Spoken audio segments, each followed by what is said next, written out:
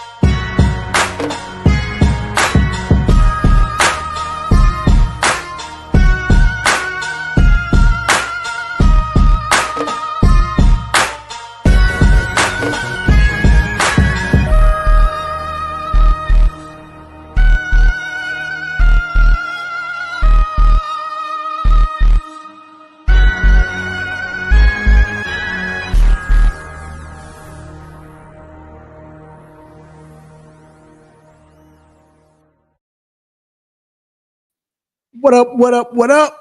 It's your man, Mr. Controversy. Did you miss me? We are back inside the 3-point conversion sports lounge. And I got my dog all the way to my right. My guy Mace. What up, Mace? What's good, my brother? What's good? Hey man, it's been a rough one for your boy. But we good, man. We good. It's what you say is hump day? Hump day, baby. Hump day. It's almost over. Almost over, baby. Weekend. We can see you weekend. How was your week, man? Listen. Band-Aid season should be over for me. But we snuck in the playoffs, so I have one more week of Band-Aid duty. This Friday, we travel all the way to Grayson to get sacrificed, but it's for the kids, man. Whatever. It's for the kids. It's for the kids. Okay. Yeah, man. Hey, it's so funny, man. It's like we're going full circle because I remember when you first started telling me about that, you know, and how it is being Band-Aid. Tough out here. Oh man, oh bro, Tough out here. It's real in the field, baby. real dog. It's real in the field, baby. These Band-Aid streets are tough. Yeah, man. But hey, y'all, we got a great show for you all today, man. We talking about the real. We definitely talking about some real stuff, man. We're going to address it. A lot of situations happened this weekend, man. First off, we got to talk Chicago Bears. So Yeah, that's been crazy. What happened this past weekend. So we got to talk about that. And then you know what, man, we got to throw in. We definitely got to throw in your boy Michael Parson, bro. What is he doing, dog? I don't know. We got to throw in Mike because what Mike did and what he said, we'll get into that. Like I said, name of the show is, man, the truth hurts, but you know, hey, you got to deal with it, man. It's what it is. But we gonna talk about that as well. Then college football, UGA, they act like I don't know. They don't want to win. I don't know, man. It's looking sketchy, bruh. Looking very sketchy. So we got to get into that, and then we're gonna talk. And Colorado, man, they're moving the opposite way of like they're passing each other. They're about to pass each other. It ain't funny no more. Cold Prime, it ain't funny no more. What a jokes. Everybody had them jokes for Cold Prime. Where they at now? No more, dog. No more. Also, we have to talk. We're gonna stick with college, man. Talk college basketball, man. We got Deshaun Tate takes hoops and Cooper Flagg. We saw him play. I don't know if you got to see him. Yeah, I've been following him since AU days. Legit. Legit. very legit. And it was of Legit. course, you know that always ESPN State Farm Classic, Champions Classic.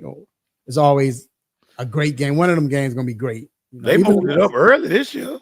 6:30, and I'm Oh, glad. last year it was right after Celebration Bowl in December. Yeah, it was. Yeah, so but like I said, it was just a lot of stuff, man, going on, and you know, even with the Hawks, see you representing the Hawks. I should have put the jersey on to match you, but the Hawks came up with the big win without Trae Young. Without Trey. It's Cowboy season over. It's basketball season around here for me, dog. Go hard. I done put all the cowboy gear up. It's on a container back of the closet now. It's done. It's It's done. like that. Oh man. Done. And then of course we got Dr. Fowler coming on with injury report, so it can affect your fantasy or your favorite team, football, basketball, whatever, man. You got quick hits, stop it.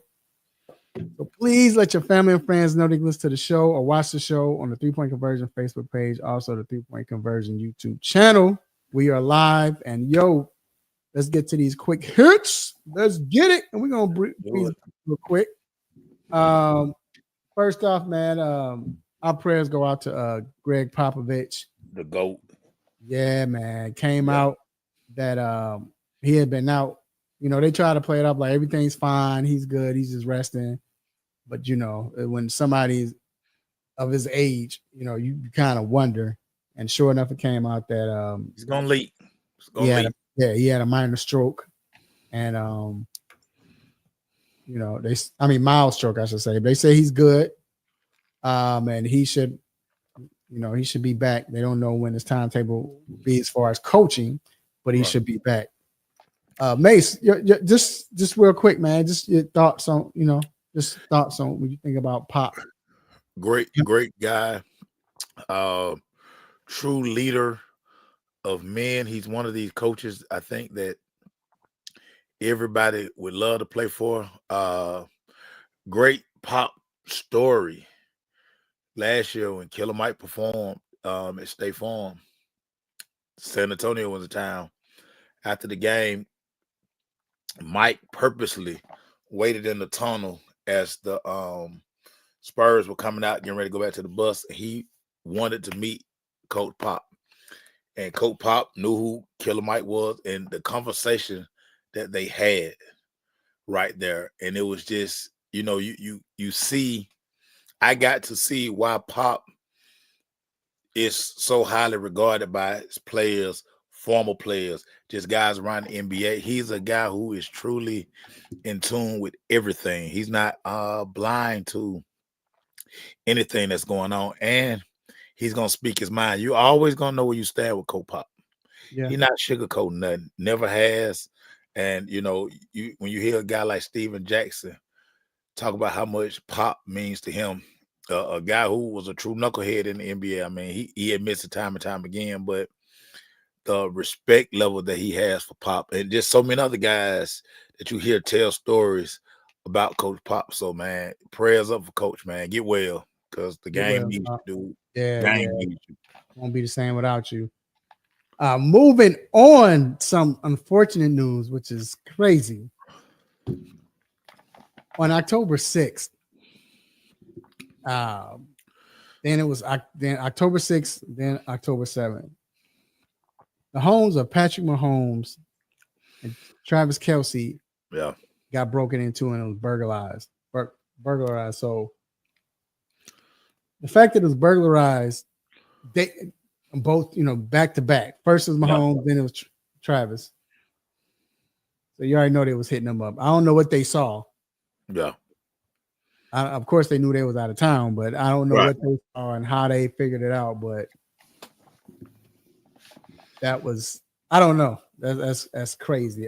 Dude, I can solve this crime in 14 seconds due to my Dateline First 48 2020 expertise.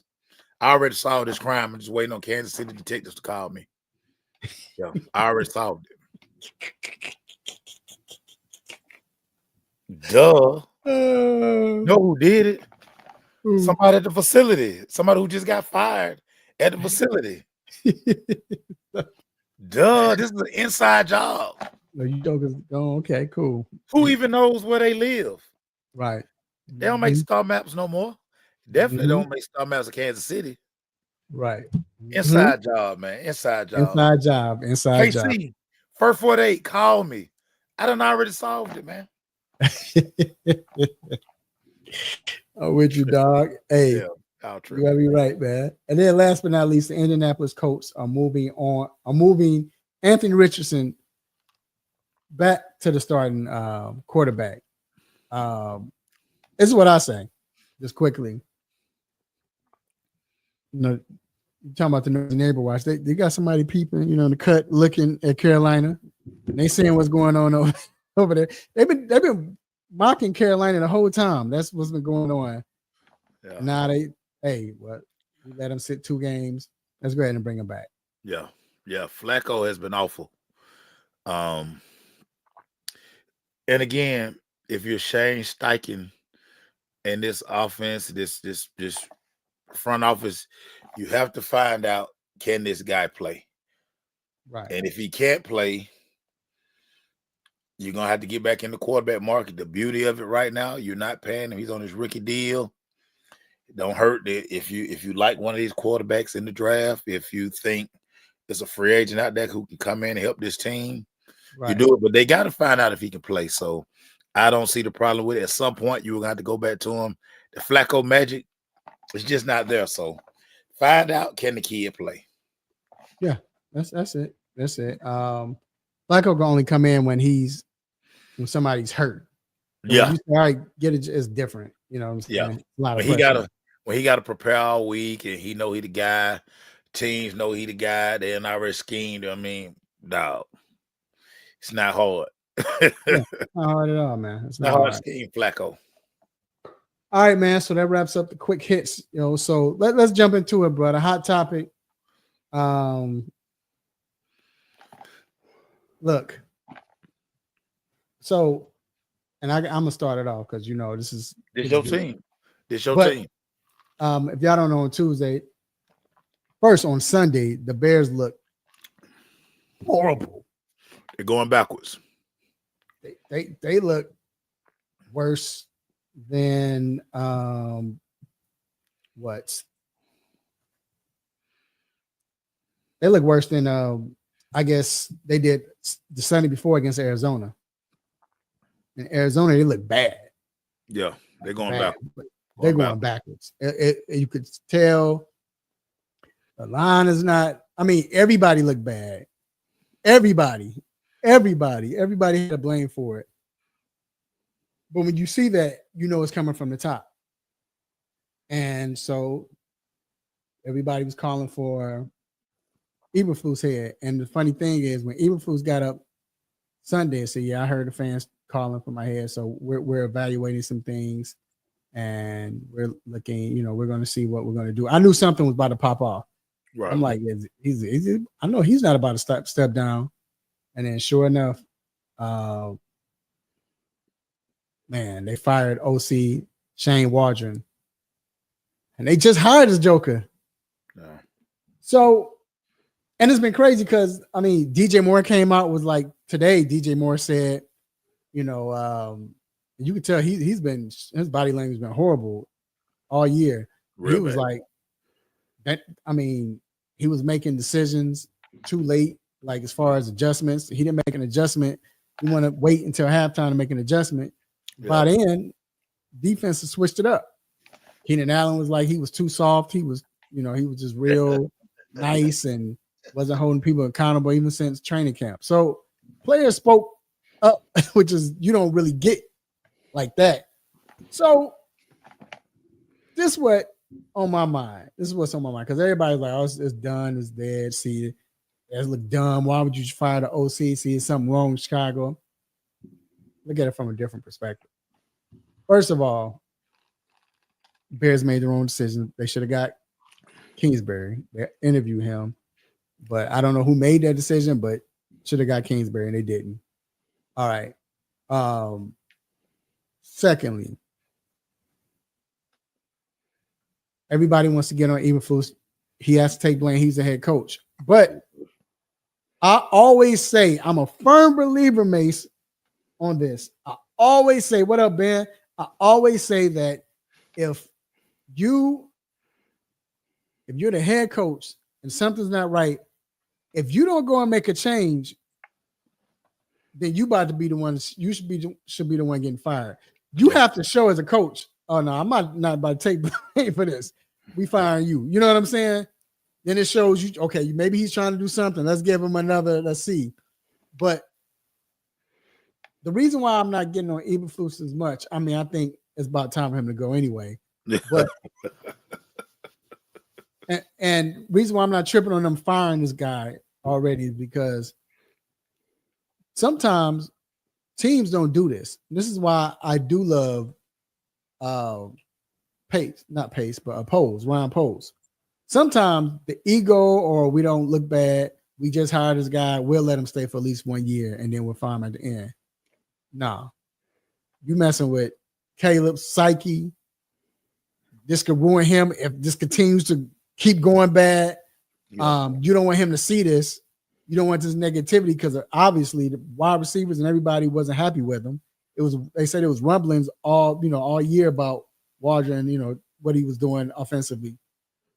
He should have got fired after. Never mind, I ain't gonna get into that. Some stupid play he did against Houston, but either or. But I like the fact that they said, you know what, we effed up, we messed up, so let's fire him, get him out of here. Let's try to bring something positive into this, help Caleb, and let's get this going. Let's try to do something. But the fact that they did admit and say, yeah, we messed up, let's not let this train wreck just keep happening because you don't know what this could cause throughout the team. You know what I'm saying? Especially your number one pick. Yes, rookie, you see all the other rookies doing well, but some rookies mess up. You know what I'm saying? That's normal. That's normal. Every rookie's not going to do well. You go through your struggles. Honestly, I might want my rookie to go through his struggles early because we see what's happening with CJ Stroud. CJ Stroud's still a beast, but yeah, he had to deal with some injuries. But even before his injuries, he wasn't playing the same because there's film on him now. And now, the adversity he really didn't have to go through in his first year, now he's seen.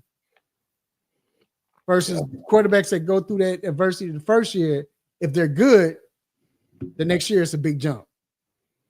You know what I'm saying? You can see the progression. Okay, he gets it. So I'm cool with Caleb having a bad year, but Mace, you had to get him out, man. You couldn't let this dark cloud come over somebody, a rookie that's fragile like that. Yeah. And I just think it was the right thing to do. I think it was the right thing to do. So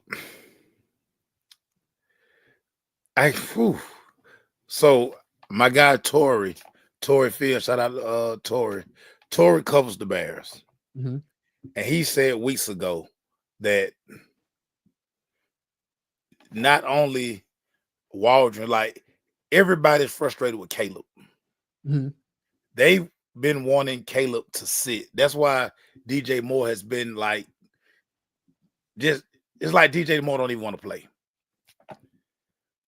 Sometimes it's good to sit a guy who is playing bad, and he has regressed week after week after week after week. So I'm starting with Ryan Poles. I think one of the biggest mistakes Poles made as a GM was drafting the Doomsday as high as he did. You already had DJ Moore. Agreed. And you knew you were going to pay him. You bring in Keenan Allen. This offensive line is terrible. You had the 9th pick. Start putting those kind of pieces in place because this is not Madden. I mean, for all intents and purposes, this is not Madden.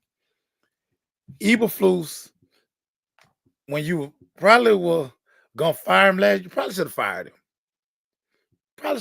him. Because you're gonna fire him this year. Like, he's not gonna make it to the end of the season. I mean, next year he would not be the Chicago Bears head coach. He won't. When you have a veteran squad, sort of what you have, and when you have guys who want the backup to play, and let's say Badgett, when he played last year, he's very competent. Gets the ball out. He does all of these things. He's all right.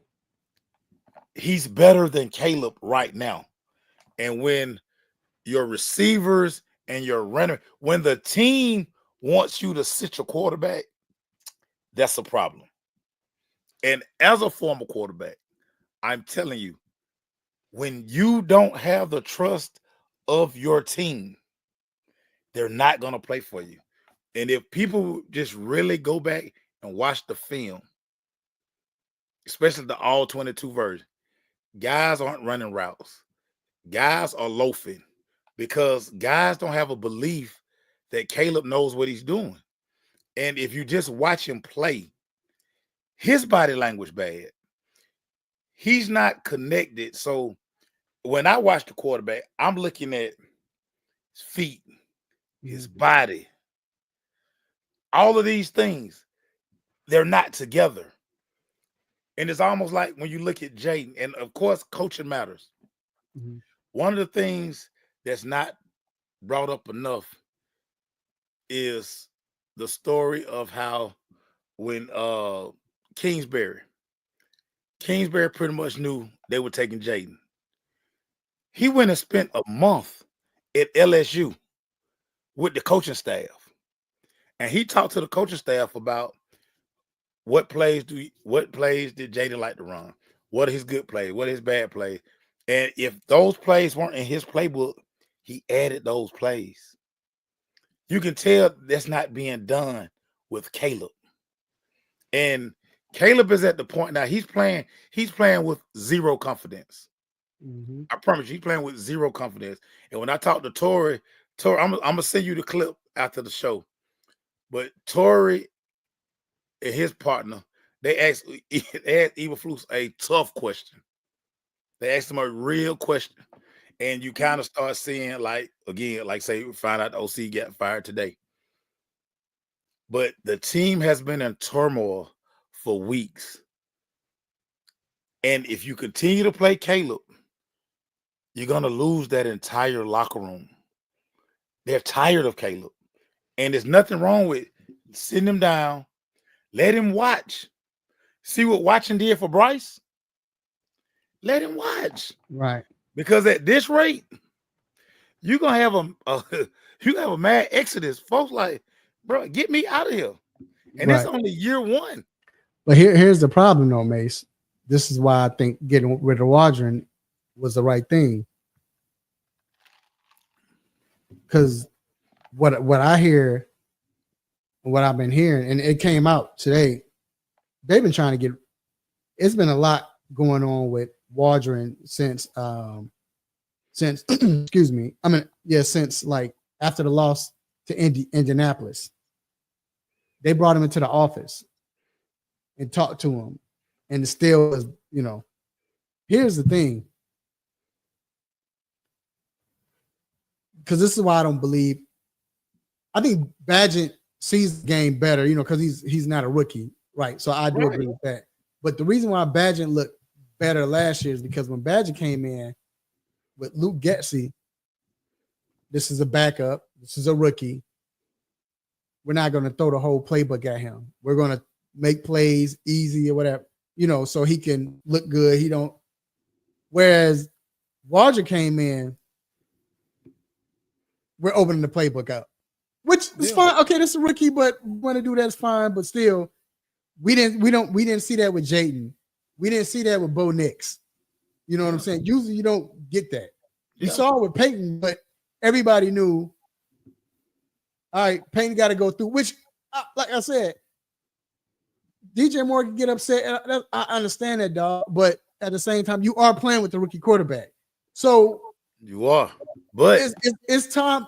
But in playing with a rookie quarterback, and again, perception is everything.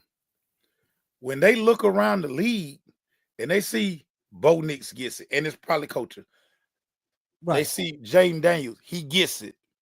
But they also see guys who are perceived more as team players. These guys are starting to hate Caleb.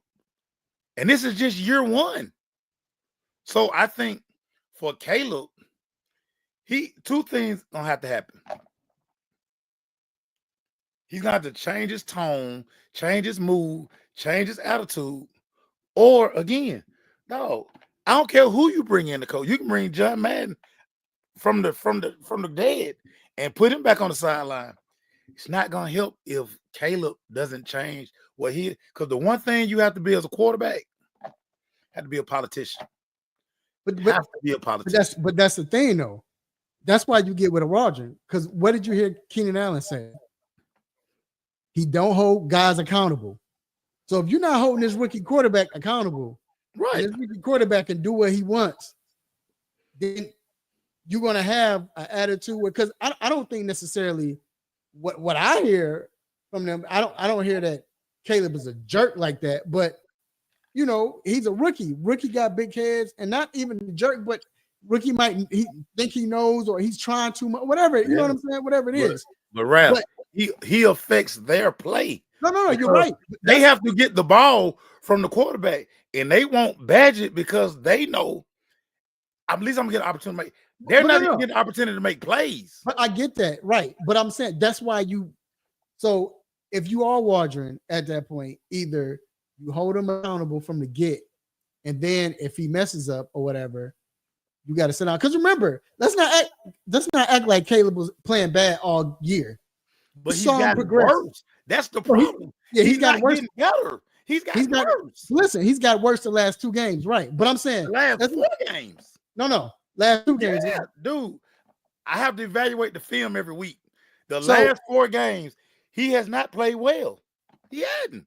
The last 3, because the game before that, remember, the last game before that, remember, he broke the record for a rookie. Whatchamacallit? Yeah, but again, he had 3 big plays.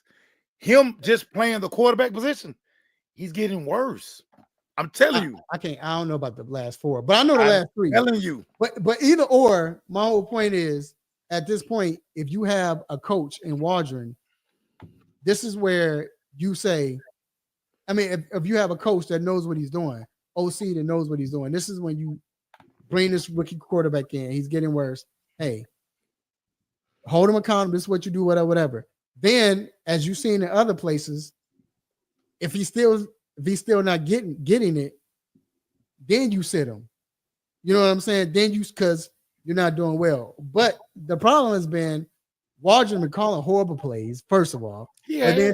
But then 2, he's not holding anybody accountable. So if you don't hold your rookie quarterback accountable and you keep letting them get worse and you're not sitting him down or talking to him, like I said, that's why I said you had to get rid of him first. He was the first to go. But who does that ultimately fall on? The head coach. No, you're right. But this is why they're not getting rid of. This is not why they're not getting rid of your boy yet. Yet he will not be the Bears coach in 2020. Right. No, right. I'm gonna tell you why though. This is why they're not getting rid of. They didn't get rid of him. They want Ben Johnson. And they're not. And when Ben Johnson went back to Detroit, it was okay. So next year, now you got this offense that is primed with all of these playmakers and can play, and you got an offensive genius like him who knows what he's doing. I guarantee you might look at this and say, you know what? After he talked to them, whatever, this might be a chance to. That's so. Yeah. But Ben Johnson also could not want that job. That job might not be attractive to Ben Johnson. It might not, but I think this job is more attractive right now than it was last year. We don't know yet because how many jobs gonna be open? It's gonna be like 7 jobs open. Right. But I'm just saying, do you want to coach? It's guys who might not even want to coach Caleb. He done coached Jared Goff the last 3 years. You think you want to go from Jared Goff to Caleb Williams? No. I mean, because right now the only team he gonna go to that it's gonna be teams where the quarterback isn't that good if he's gonna go to. So that's why I say he go to Jacksonville, coach Trevor Lawrence.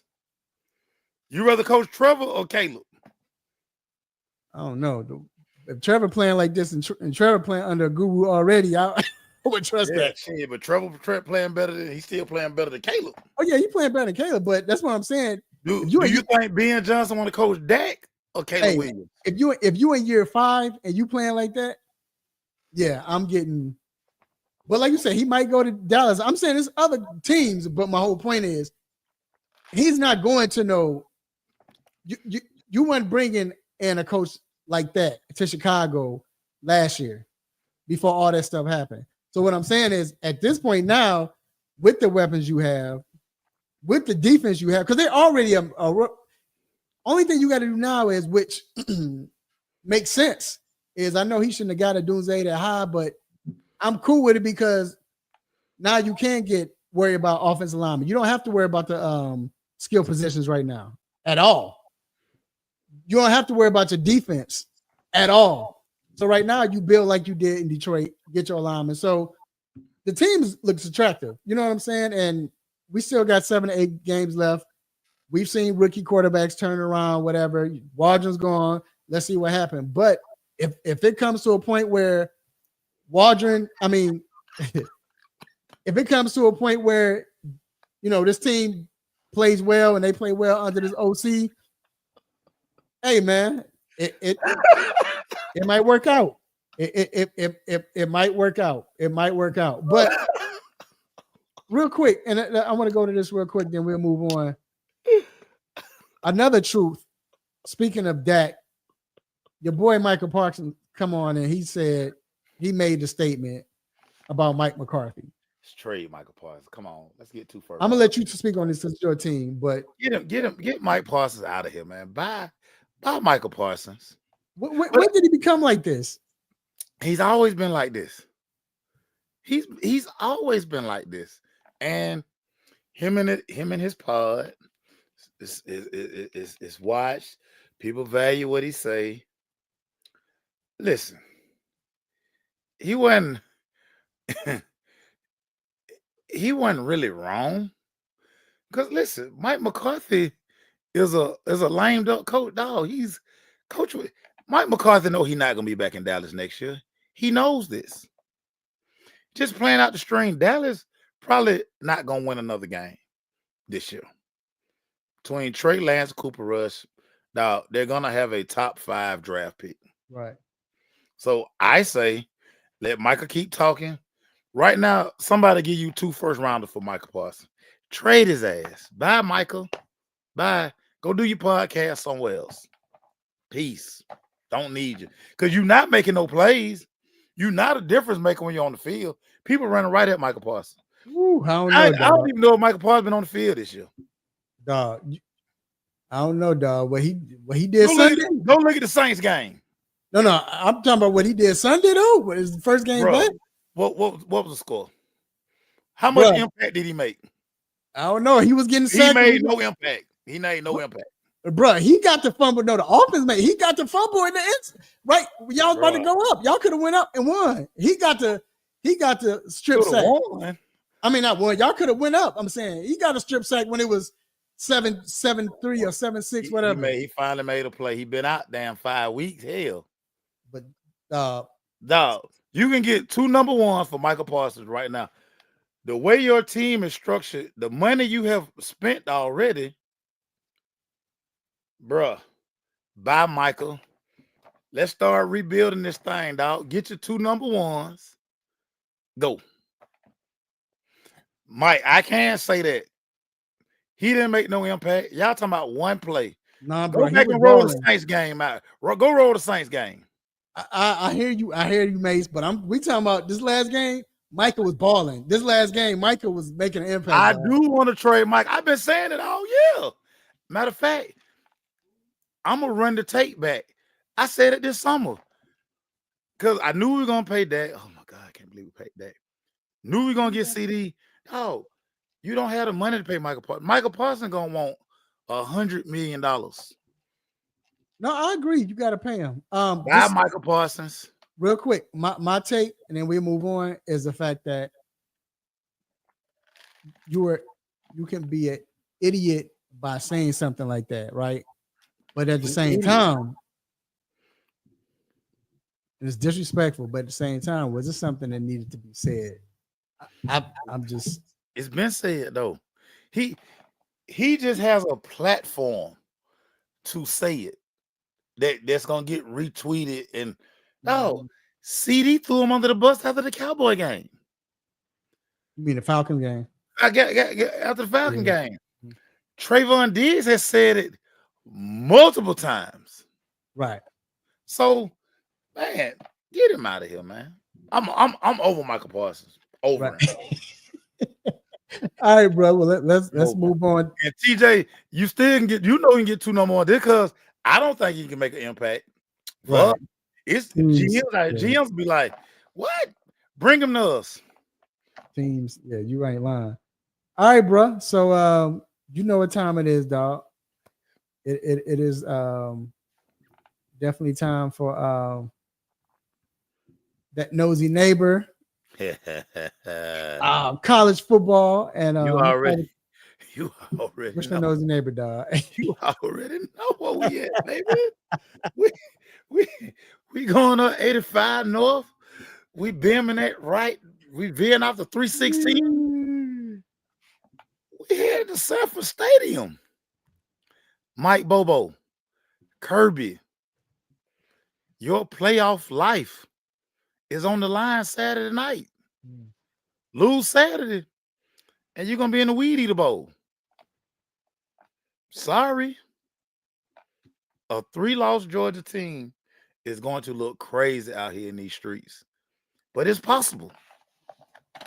It is possible. So, Ralph, I got my Crocs on in sports mode.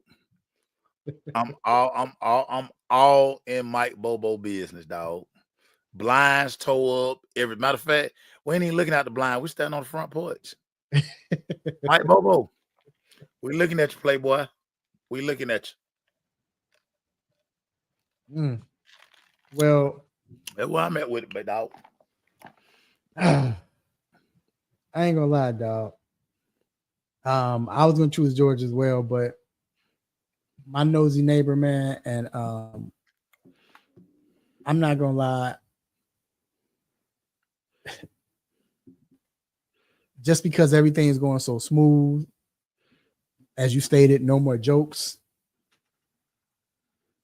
I'm looking at Colorado, dog. Because if it's one team, it seemed like that lives for moments like this, is Utah. Utah is notorious for knocking mugs out the playoffs or messing up a streak, or they just notorious for this. And right now, Colorado is playing so well. Their confidence is high. They're not being cocky at all. It's just right. They're playing well. Yeah. Very well. But actually, I'm looking from the press box on Saturday. So I'm not looking as a media member. I'm be looking as a nosy neighbor from the press box. all on the sidelines, all on the, and I'm trying to see, man, what's gonna happen. Are they gonna lay an egg? Because I believe if they keep this going, which I believe they for real, but it'll let you know. And the way they're winning too, and we'll get to that. We'll get to that. But I just think right now, Utah, they're ready for this moment. This is the moment they could come in. Since their season not as good, I think they're bowl eligible. If they win one more game, they could be in. They're like, no, they're not. But this is what they live off of. They didn't beat USC 2 years in a row.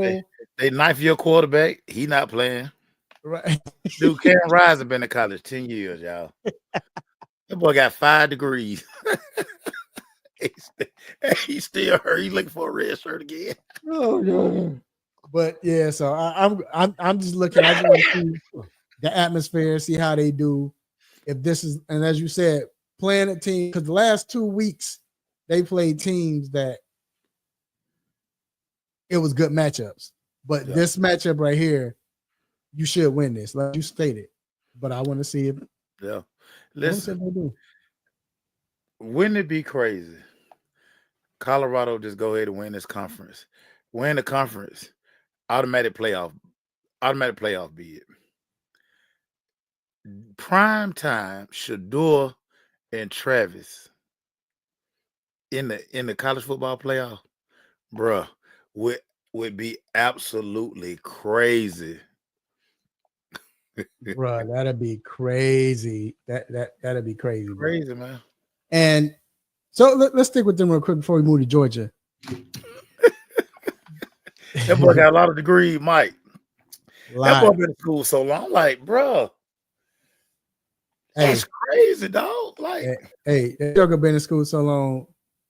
Bo Nick's rolling his eyes bruh. right over there in Denver. So I was better though. 'Cause Nah, you know, Bo Nick, his high school classmates, like 401k going crazy right now because they've been working like 5-6 years. He's still in college. It's crazy. hey, he got Chris Winkie over there rolling his eyes at him. Oh man, they like Chris Winkie was like what 39 years old when he was 50. finally got to the NFL. He was 50. Yeah, man. That man came in with them lineman knee braces on. He was Right. But hey, what you think about Colorado? Of course, we know the biggest adjustment has been both interior line, whether it's offensive line or defensive line. That's been the biggest adjustment. That Louis luggage that Dion talked about, you know, up front, those guys have finally jailed. Yeah, Mike, that's crazy. That's crazy work, Mike. It's crazy work. I just like the fact that this team looks so much more organized. They look better coached. They look more fundamentally sound. Shador, not only with the running game, Shador is running the ball. Right. The defense has calmed down. They aren't giving up those crazy big plays that they used to give up. And to Mike's point, man, Warren Sapp has this group like believing, dude. Like they are making life tough for opposing quarterbacks. And it's something about just when teams get that confidence and everybody starts believing, oh, you become such a tough group to beat. And I think all of these guys understand what we're seeing with Travis, what we're seeing with Shador. Man, this team probably feeling like, bruh, why not us? Because again, you know, I post this every week. There's no dominant team in college football. Like we can make a case for everybody why, if they could get in the playoff, how they could win it. Right. So, bruh. Yeah. Great times in Boulder, dog. Great times. Yeah, and I think we talked about this too. It depends on whatever happens. If Prime we said Prime just win 7 games, it might keep him, and you might get this 5-star quarterback coming up there. But now this Joker going to the playoffs, and you starting to see him or winning like he is, and probably bowl eligible, like which they are, but you see that he's coaching now, and dude, a lot of people don't remember this. Back like during the Airbnb days, and when Colorado played for a natty, Darian Hagan, when they had that pipeline from LA to Colorado, dude, them LA kid, Compton and Long Beach and Watts, all them kids gonna be lined up to go to Colorado again. But what makes it even more attractive now, how Dion there. Dion there, like Dion was either your uncle favorite player, for these kids, they daddy favorite player. All they daddy had a pair of Dion shoes. So imagine every weekend they get to see Dion. Yep. Yeah. And Dion, like, dog. And then as a parent too, Dion is not just coaching your boy up. They're not coaching him up. Dion coaching life. He putting life in them. He's teaching them life. Yeah, man. He's making great. He's making them young men. He's making them men. They're leaving the program, whether you go to the NFL or not. You're leaving his program with life tools, man. And think about this, right? I think this is like the most underrated thing. to be able to have Dion just as a sounding board to like when it's over, you got prime number. You went to war with Dion, and him being able to make a phone call on your behalf or just Mhm. hey, stand in the gap for somebody. Oh, bro, what? You don't know, bruh. That Crazy dog. Crazy dog. that's. Ooh. Hey, bro. Dion make a call for you. That's I'm it. ready. I'm ready to commit. I got one more year eligibility. If Cam Rising done played 10 years, I got a medical red shirt somewhere. I got hurt as a freshman and I missed 2 games. So I'm gonna see if I can get in NCAA agreement a 5th year of eligibility. Hey, and before we go to a break, you spoke on it earlier. Mike Bobo, what's going on, dog? What? Hey man. Somebody said this and it made sense. Somebody said Georgia right now looks like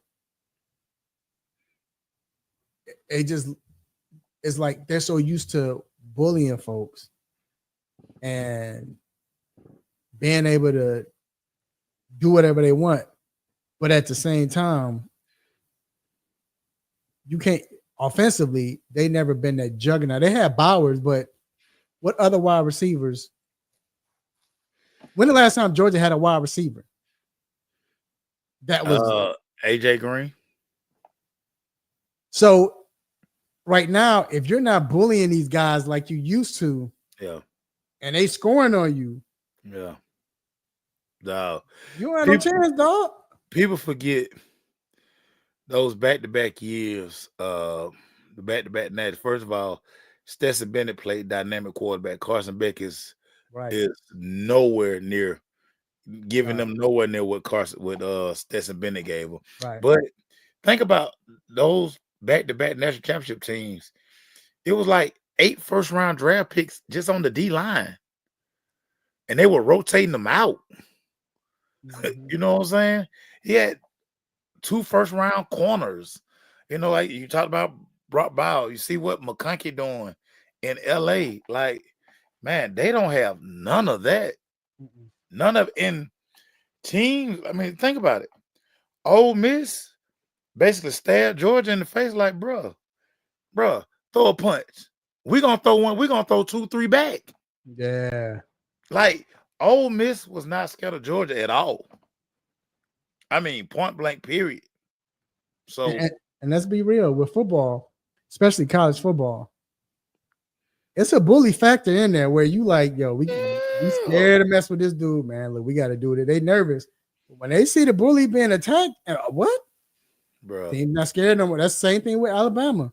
Team's not scared no more. it's funny because I've never like been a big Georgia fan. You know, when G was there, when my dude Andre Hastings was there. I mean, I rocked with him then, but Hassan Graham. But like for the most part, like, nah, man. Nah. They Kirby made them turn them into a monster. They won the back-to-back natties. But I mean, this team don't look no different than some of them Mark Richt teams, dog. Like, and Bobo was part of the problem then. The difference in difference in Rick and Kirby is Kirby can recruit. We know that, but Kirby. But Rick could recruit. But I was gonna say, right, Kirby didn't have dogs. Right, but I was gonna say Kirby don't recruit skill positions like that. Rick had all the skill positions. You think all the skill positions that came out of Georgia back in them days? Kirby doesn't have that. And like we say that when you lose that bully touch, and they're not scared of you no more, you can't fall back on your offense because you don't have any playmakers. What playmakers do you have on offense now? Don't. You don't. Nobody. You don't scare nobody. You don't scare anybody. So, do you think they missed the playoffs?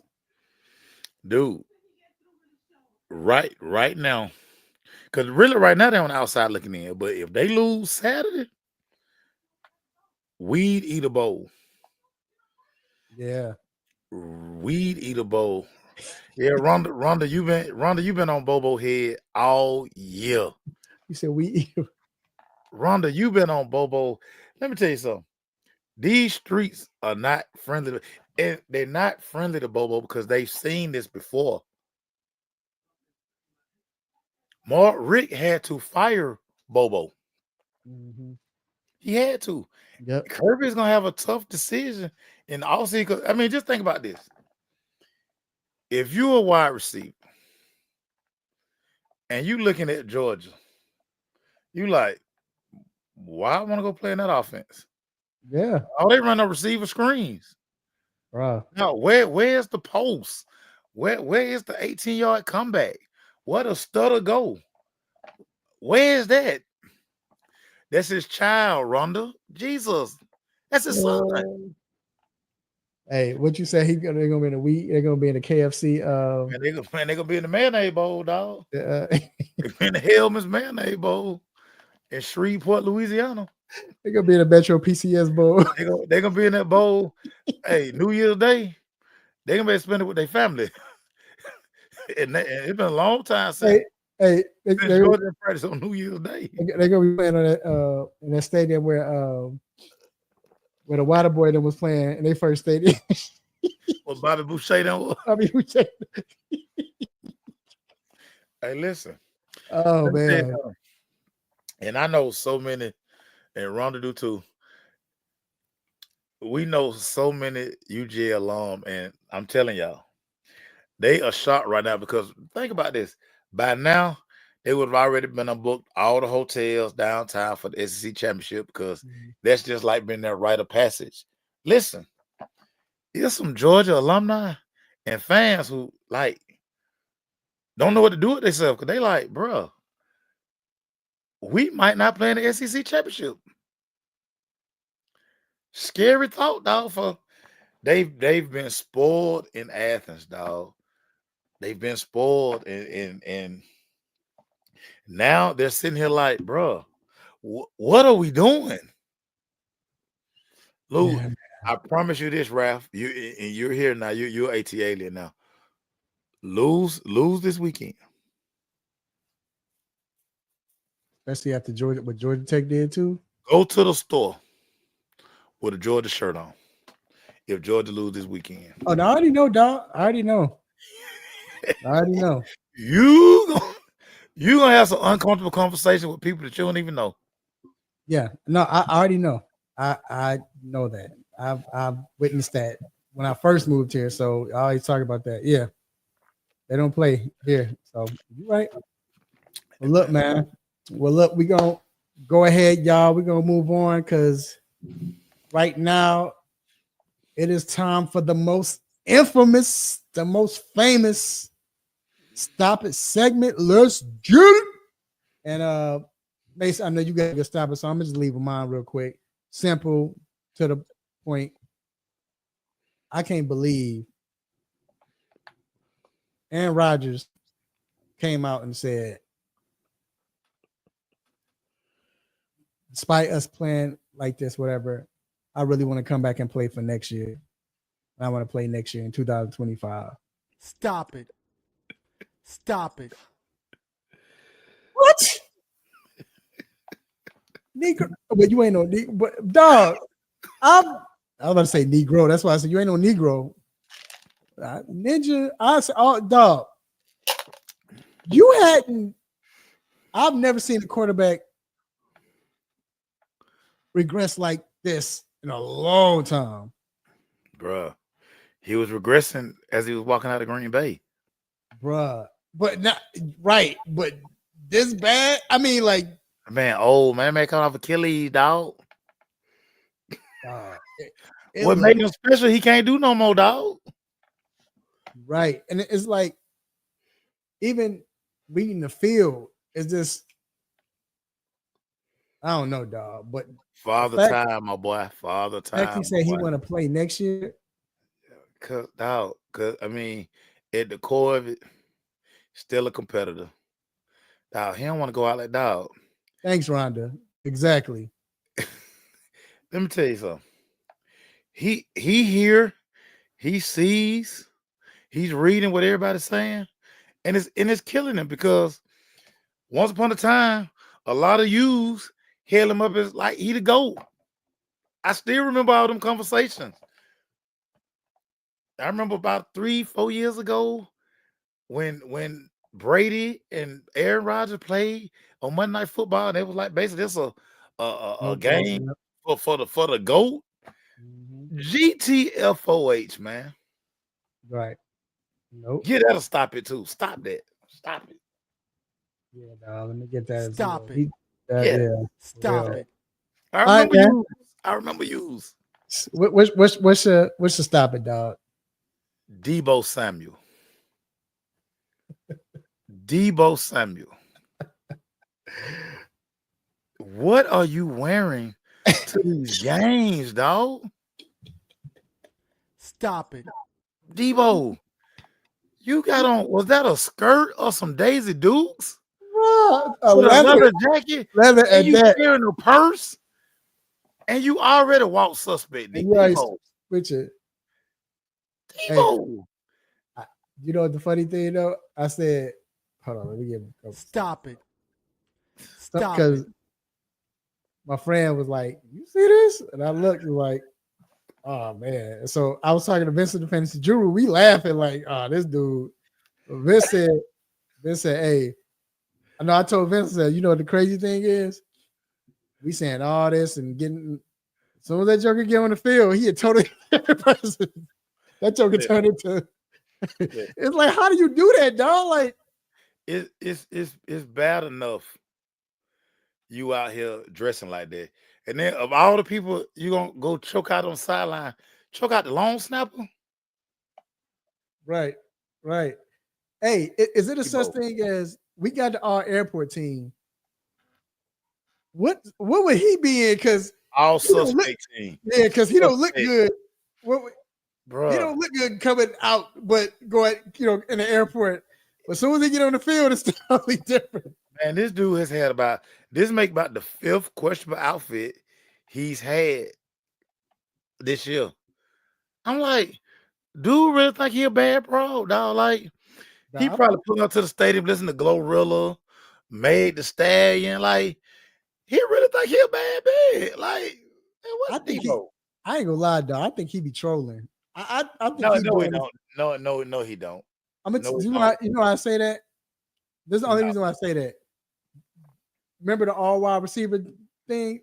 Yeah. Joker was acting like that at the house, and when they was out in the beat, remember he was with his lady. He was acting like that. He every time he come to the stadium, he does that. But remember they was walking. They was he Yeah, went. he not trolling.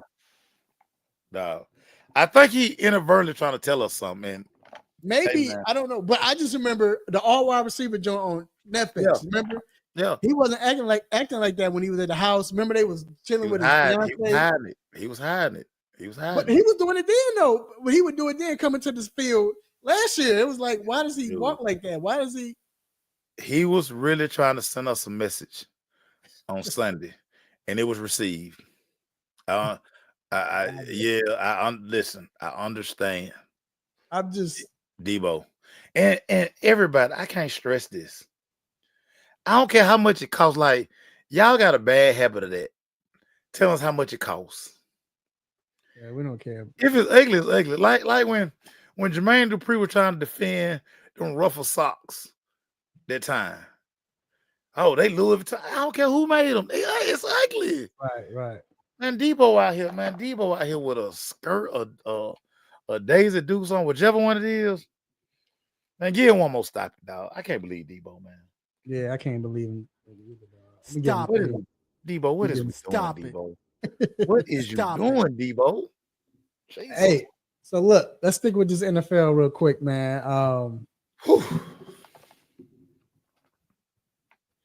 Detroit Lions, are they the best team in the NFL, dog? I think the Detroit Lions are the most complete team in the NFL. Definitely. I think they are the most complete team, and I think the way that they continue to win these games, they're playing with so much confidence right now. And dog, to survive 5, whatever you Ronda, whatever you say it was, for them to survive 5 Jared Goff interceptions, dog, and still find a way to win. Dog, that's supreme belief in what we doing in our program. So shout out to the 313, man. You know, y'all know I swear I'm from Detroit, y'all. I'm wearing my BMF shirt tomorrow. Now I think about it. I swear I'm from Detroit. Stand up 313. I swear I'm Hey, from Detroit. I'll say this. If I wasn't a Bears fan and if they weren't in my division, I'll be like, yo, I rock with that team. Yeah. Because that's a team they almost put you in, but they're more complete. They almost put you in the mindset of a Seattle Seahawks team in their heyday. Almost. It's just that they have a better constructed team, like wide receiver wise and everything. But they play with this aggression. Yeah. Everybody plays with this aggression. No, they're just like their head coach, dog. Yeah, and that's I knew he was like that the first year he came in when they weren't that good. But when that Joker said during the combine, his first combine ever, he was like, asked him about, this guy, this, whatever. He said, he's like, combine. He said, look, they run around in shorts. Yeah. You can't quantify that when they get on the field. That don't mean nothing. Amen. Nobody's chasing them. It's no pressure. It's not game-like situations. Them ankle biting clips, everybody made jokes about it. It ain't funny no more. It ain't funny no more. So if they're the most complete team, who do you think is the best? So who is Kansas City Chiefs the best team in football. Kansas City Chiefs, and I say that because it's no way this team should be winning as bad as that. That offense is terrible. Offense is terrible. But you know what that is, though, Mace? I mean, they're great. I'm not taking anything away from them. I'm not saying they're not great. You know what it is? It's the bully. These teams are scared of them. Dude, you see that kicker for Denver? He looked nervous. He was nervous. The lineman was nervous. They was that aura, dog. It's that aura.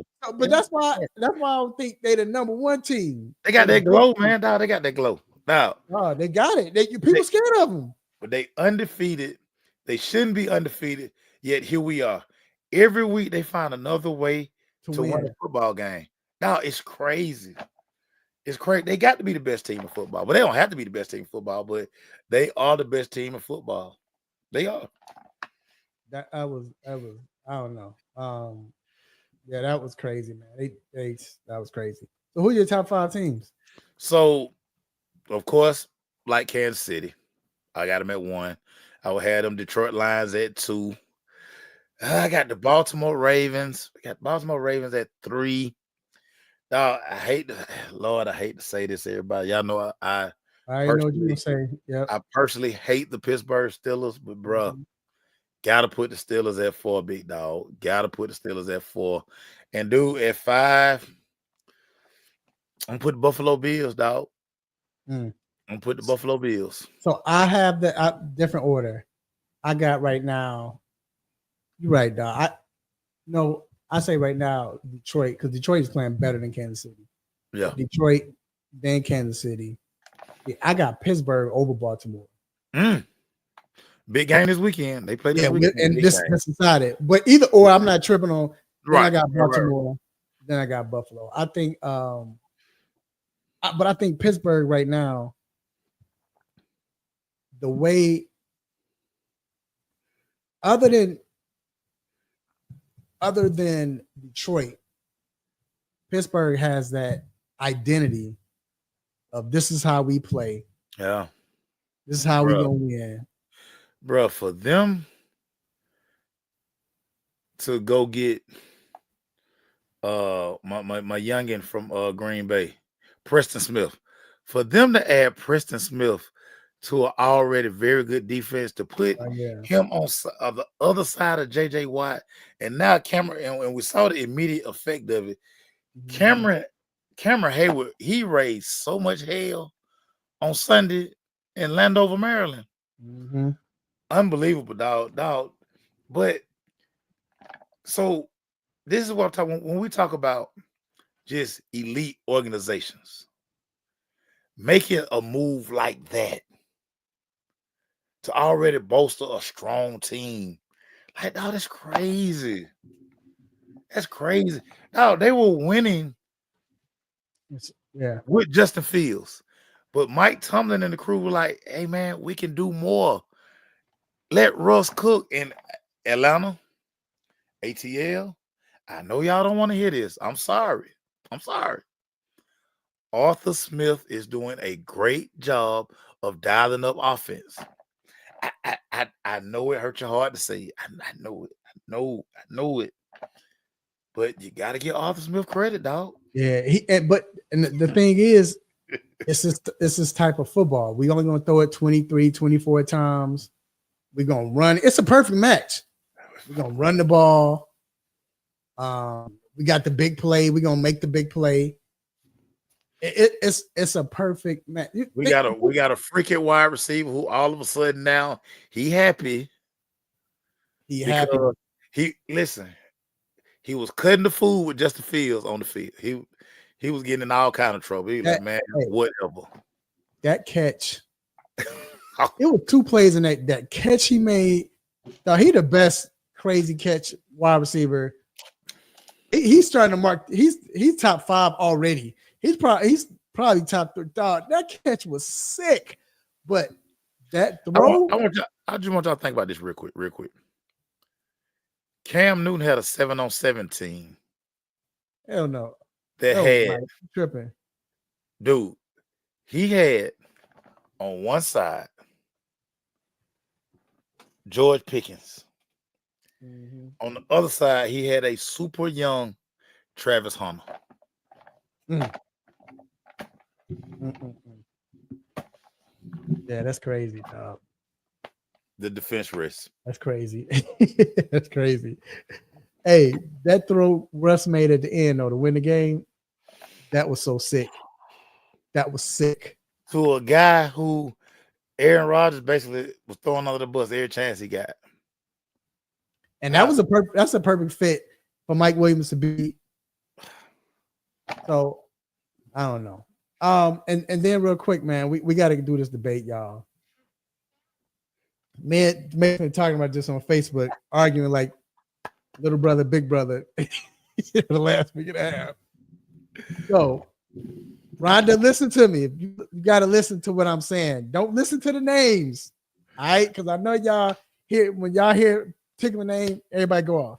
But Ralph, real quick, but that's the problem with the argument, and it's so funny because I had my guy Corey Long with me yesterday, and Corey covers the Tampa Bay Buccaneers. Okay. And Corey was like,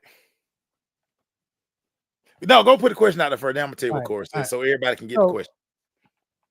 We were talking about being competitive players in the NFL. I made a statement, and I said, and I still stand by it, and I made this Monday night. The Monday night when Tampa with no Mike Williams, nobody played. None of them, right? Nobody played. No, it was. I made it Monday night, then I made it Sunday. Then Sunday they played the Falcons. Especially after last week that play with when what's his name was grabbing his arm when Boa had his arm and he wouldn't go down. He went into the side, then he still threw it for the first down. I said that validates what I said. So I said that the most competitive player in the NFL, not the best player, not the most skilled player, the most competitive player in the NFL is Baker Mayfield. Now, Mace is like, he top 3 or top, Mace said no. I'm like, Mace says this. Say who you say it was? No, Pat Mahomes. Pat Mahomes is the most competitive quarterback in the NFL. This is why I disagree. I understand why you say that. It looks like Pat Mahomes is the most competitive because he's winning, right? It's more about him winning. True. But the average person is going to say Pat Mahomes. I know but I'm saying that because he's competitive. But when you have a skill set like that, and you're as a competitive as Baker or whatever, it's going to really make you look. Because we know, like you said, we've seen Pat Mahomes play on the messed up leg. He in the Super Bowl. He's super competitive, very. But look at Mike. Listen to what I'm saying. See, Mike listened to the name already. Mike listening to the name already. But let me tell you, I'm gonna give let me tell myself you a what stop. Corey Go said. ahead. Let me tell you what Corey said, because Corey covers Tampa Bay. Okay. And so when we asked Corey, so first of all, we did a poll about it, and yeah, Baker was like dead last. But that's neither here nor there. Yeah, I'm not worried about what people But say. They so don't look at it. But see, and Corey made a good point. And I was like, well, since you say it that way, Corey, it makes sense. It's only 32 of these positions. All of these guys are ultra competitive. Now, and this is what I said about Baker, and I told you this. Mm-hmm. Baker probably has the biggest chip on his shoulder, and he gets every ounce of talent out of it because he was under recruited. He used it as he used it as a chip.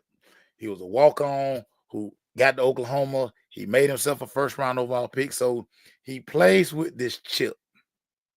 Right now, when we talk about him just being, again, all these guys are competitive. They all of them are competitive. all of them competitive. Right. But when we just talk about the ultra competitive guys, and this why. So like I was telling you, Baker is probably a better athlete than Pat Mahomes. Better athlete. No. Pure athlete. No. Dude, Baker, now I guarantee you Baker can outrun Pat Mahomes. I don't know. Both of them run with that slow, like they carrying luggage. Baker I don't know. Better athlete. No. Now, Pat Mahomes, because Pat Mahomes is a baseball player, but if you just look at what makes Pat Mahomes so much more special than Baker is, again, that ultra competitive. It's that thing. Baker don't have that thing that make Pat Mahomes tick. Baker ain't got that. But that's not competitive juice. That's that what we say. Hold on. That's you said Baker don't have that thing. Mace, what is that? No, this is what you said. You said that's that thing. He ain't got that thing. The thing is, God said, here you go. You have it. Do what you want, dog. He ain't got Baker that don't have. thing. Of course, Baker don't have that. He's not gonna have that. No. That's what Pat Mahomes has. No. Come on, you know Pat Mahomes has that. Lamar got that thing. Right, but it's not that competitive. That's not. I don't. Bruh.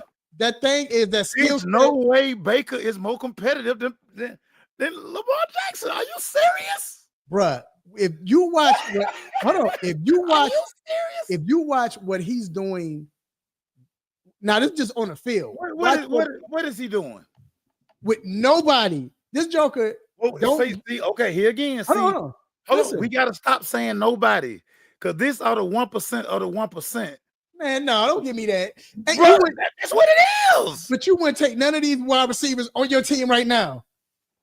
Would you take any of these Tampa Bay wide receivers on your Dallas team right now?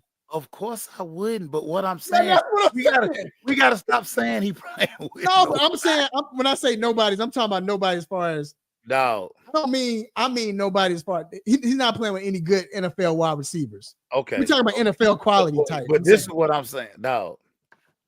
He's not more competitive than Pat. He's not more. Now he has a bigger. See, I think you're confusing the chip on his shoulder with. No, it's no way he's more competitive than Pat Mahomes. Now he's not even more competitive than the boy in Buffalo, Josh Allen. Oh my God! Oh my God, bruh. To see Baker, Ralph, it's fine that you like Baker the way you like. No, I don't know. I'm not a Baker fan. I'm not a Baker fan. Yes, you are. I'm not a Baker fan. I just told you what Baker was going to do because I know how Baker is. Remember 3 years ago, and I'm going to give you total props on this. I give you props on it all the time. You told us that, hey, we finna see a different Baker in Tampa. Right. You said that. But I wasn't a fan. I said that. Hold on, Mace. You know I said that? Ralph. No, Mace. You know I said that? Baker. No. Ralph, you like Baker. Mace, I don't. It's okay. I'm gonna tell you why I said it. I said it because I knew Baker's competitiveness, how he is. His chip on the shoulder. Think about it. This is how competitive You confusing the chip on his shoulder. No, this is how competitive he is. When he was in Cleveland, he's so competitive. He made himself get traded because the game when he got hurt. He made himself get traded. Listen, when he got hurt, and they was like, all right, sit down, because Case Keenum, he was like, I ain't about to lose my job, and he played through it. Now like I said, competitiveness doesn't have to do with people in Cleveland would disagree with you, but keep going. It sounds good. Keep going. Matter of fact, Odell Beckham dad will disagree with you too. But keep going. What's the punt returner name? He was the one that put me on game. Josh Cribs. Metcalf. He told me at the Super Bowl in LA, he said the reason why Baker lost that job and he said it wasn't that he's not good, he was hurt. He played hurt because he's super competitive and he didn't want to lose that because of Case Keenum. He's so competitive that I'm gonna play with this broke on, and it messed him up. Everybody thought he was garbage. It wasn't his garbage, he couldn't throw. But look, he was competitive his rookie year. You remember the year when we all cussed him out, we all got mad. Remember that year when they had Hugh Jackson as a coach? Remember? Then they fired Hugh Jackson, right? Then Hugh Jackson went to Cincinnati. And remember how much we was getting mad at Baker that week? I mean, that game when Cincinnati played Cleveland, and Baker yelling at Hugh Jackson, cussing him out, and talking all this. Dog, he's super competitive. Dog, it's no other. Again, all of them are super competitive. Dog, you're confusing the chip on his shoulder. You confusing the chip on his shoulder, dog. Ralph, he's nowhere near as competitive as them top guys. You know why? Because you know why? Because all the other guys. Look, he top 8 competitive guys in the NFL. All these other quarterbacks, it's only 3 other quarterbacks that on Baker's level. That's why I said they are. You name them: Josh Allen, Lamar, and Mahomes. I put all of them. They top echelon when it comes to competitiveness. But besides them, any other quarterback that had to deal with what Baker's going through, I guarantee you they wouldn't be competing, putting them teams in positions to win. It's just his nature. Even to win, Pat Mahomes, remember they played Kansas City and they lost to coin flip, and Baker's face was like, that's Kobe. Dog. He was ready. Dog, only competitive people throw tantrums when they lose or that's Baker. He threw it. So because I knocked over the Connect 4 set, my daughter beat me. I threw a tantrum. That made me ultra competitive? No, you got to do it throughout the whole game, though. You got to be competitive. But that's Kobe. We seen Kobe like that. Get competitive, throw a tantrum when they hit the game with a shot. So you putting Kobe and Baker in the same sentence. That's how rumors get started. See that's how you start rumors, dog. No, that's how you start rumors, Mace. Start rumors like that, dog. See, America. You see how you start rumors. You see how you start rumors. Y'all, did he just not say Kobe? Oh my God! Oh my God! Did he not just say Kobe and Baker in the same sentence? Y'all? That's how rumors get started. What did you just say? I said being competitive. I didn't say skill set. No. See how rumors get started, y'all? I digress. Hey man, but I love it. I love this. Put a poll up. Make a poll and watch what happened to your poll. But see, that's the thing, because listen what Vince is saying. You hear this? See, all they see is names. They don't pay attention to what I'm saying. He hearing names. That's all they see. All they see. So you saying because Baker has so many bad commercials that sways people's mind.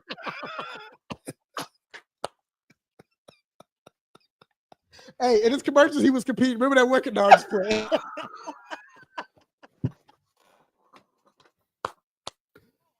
Bruh. Again, can you understand? Hey. I think Mike hearing me, but I don't think Vince. All I say is you name, besides them 3 quarterbacks we named, you name any other quarterback that would relish losing his starter wide receivers and play like he's playing and still able to put his team in a position to win. You can't. It's all besides 3 quarterbacks. There's no other quarterbacks that would do that. Can't do that. I would want to do that. I would say, but want to do that. Baker relishes playing. Dog, we saw when he played with the Rams. Remember, he got traded to the Rams Wednesday, and that Thursday he playing, and they playing good. That's his MO, dog. Because they ain't have no choice but to play him. But you see how he was playing. His MO is, I'm a compete. He's a competitor, dog. He's a super competitor, dog. But like I said, it's other players that's talked about. Hey, while we on this real quick before Doc comes in, and I know we're gonna talk about the Hawks later on and everything, but I talked to AJ, but the Falcons, AJ. My God. Yeah. So I asked AJ. I'm gonna ask you.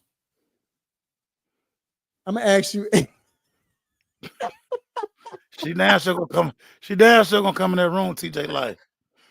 Raphael, what Baker do to you? What Baker do to you? Baby, we can't sleep to get that job. So much? I ain't know you like Baker like that. Where your Baker jersey? Hey, but listen. Grandma gonna get AJ Terrell this, and I'm gonna ask you, Mace, what is the most conditioned position in the NFL? The most conditioned position. Everybody's looking, y'all. Yeah.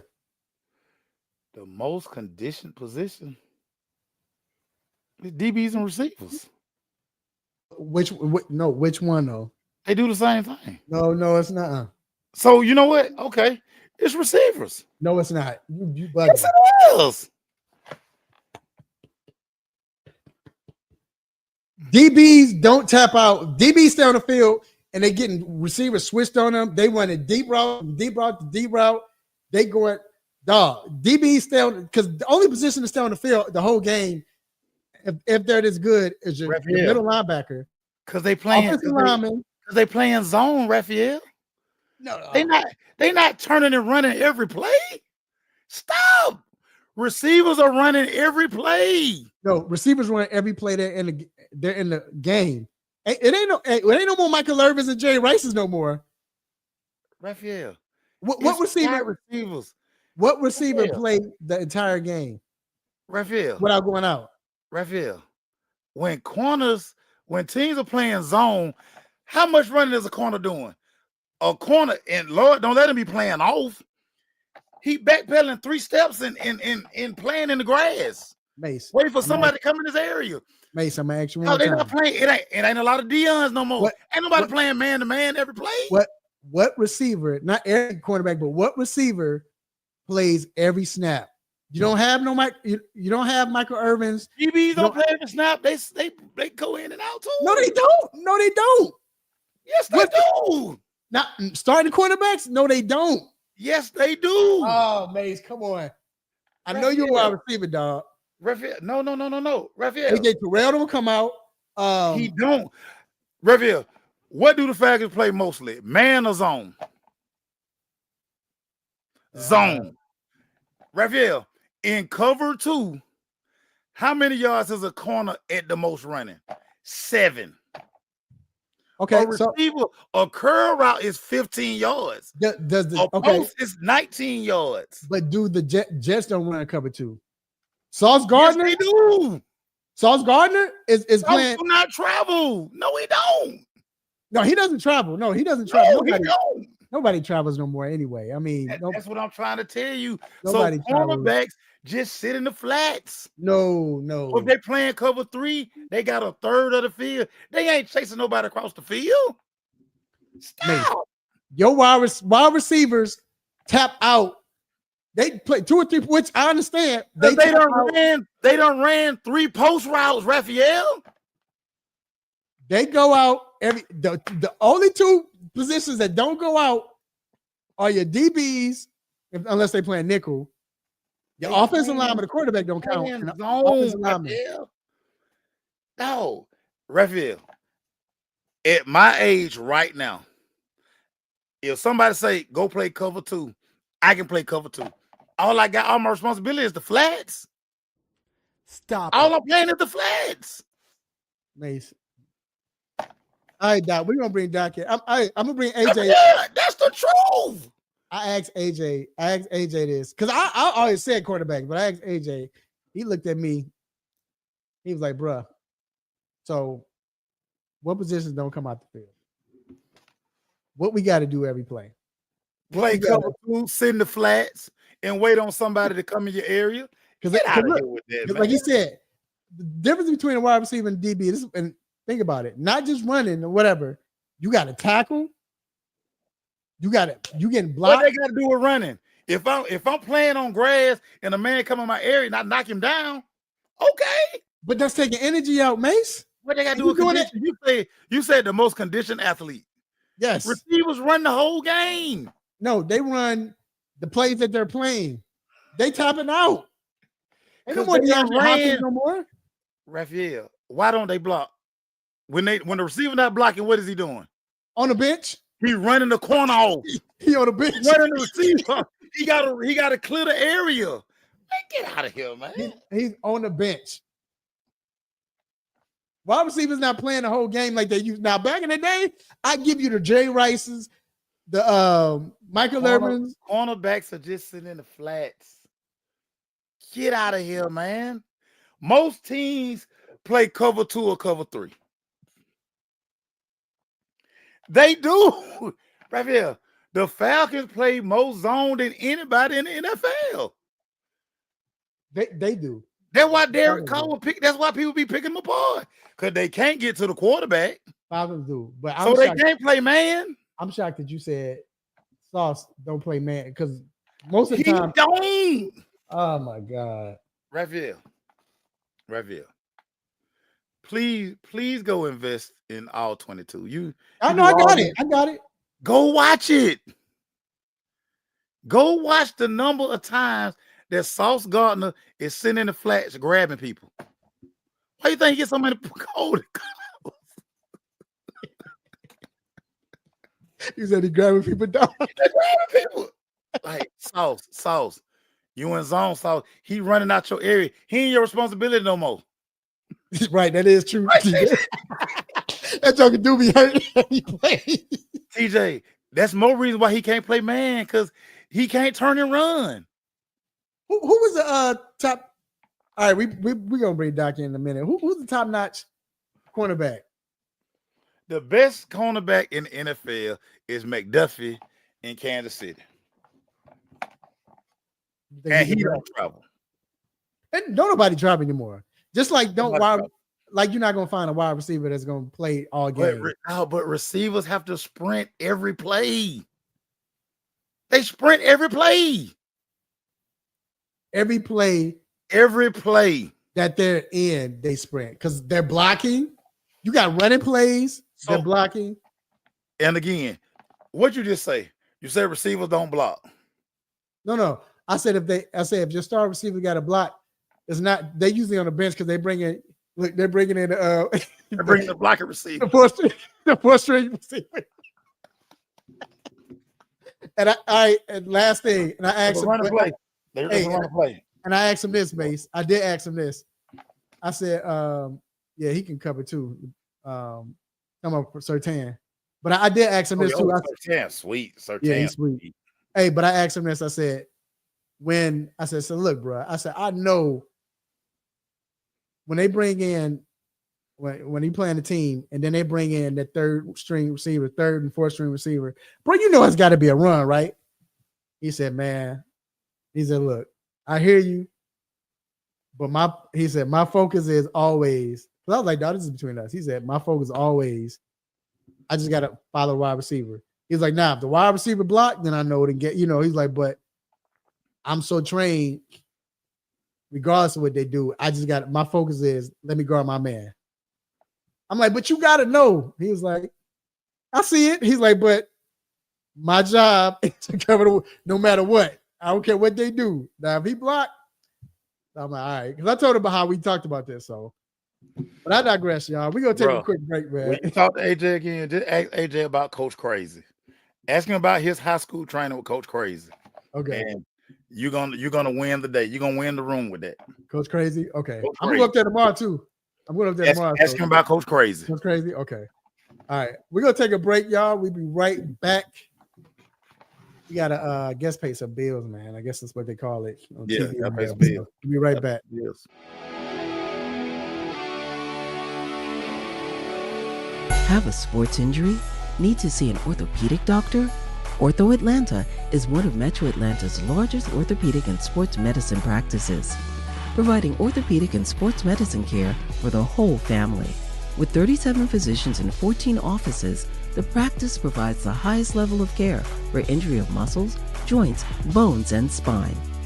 Ortho Atlanta offers convenient access to a full range of musculoskeletal surgeons and specialists.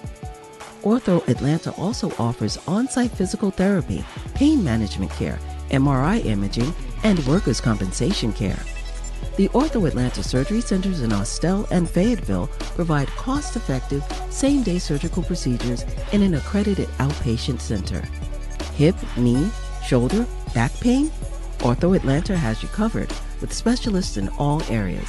Same-day appointments, orthopedic care for the whole family.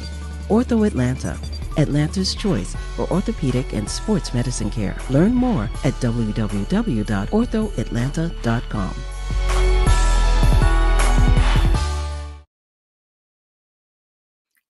All right, we are back inside the 3-point sports lounge.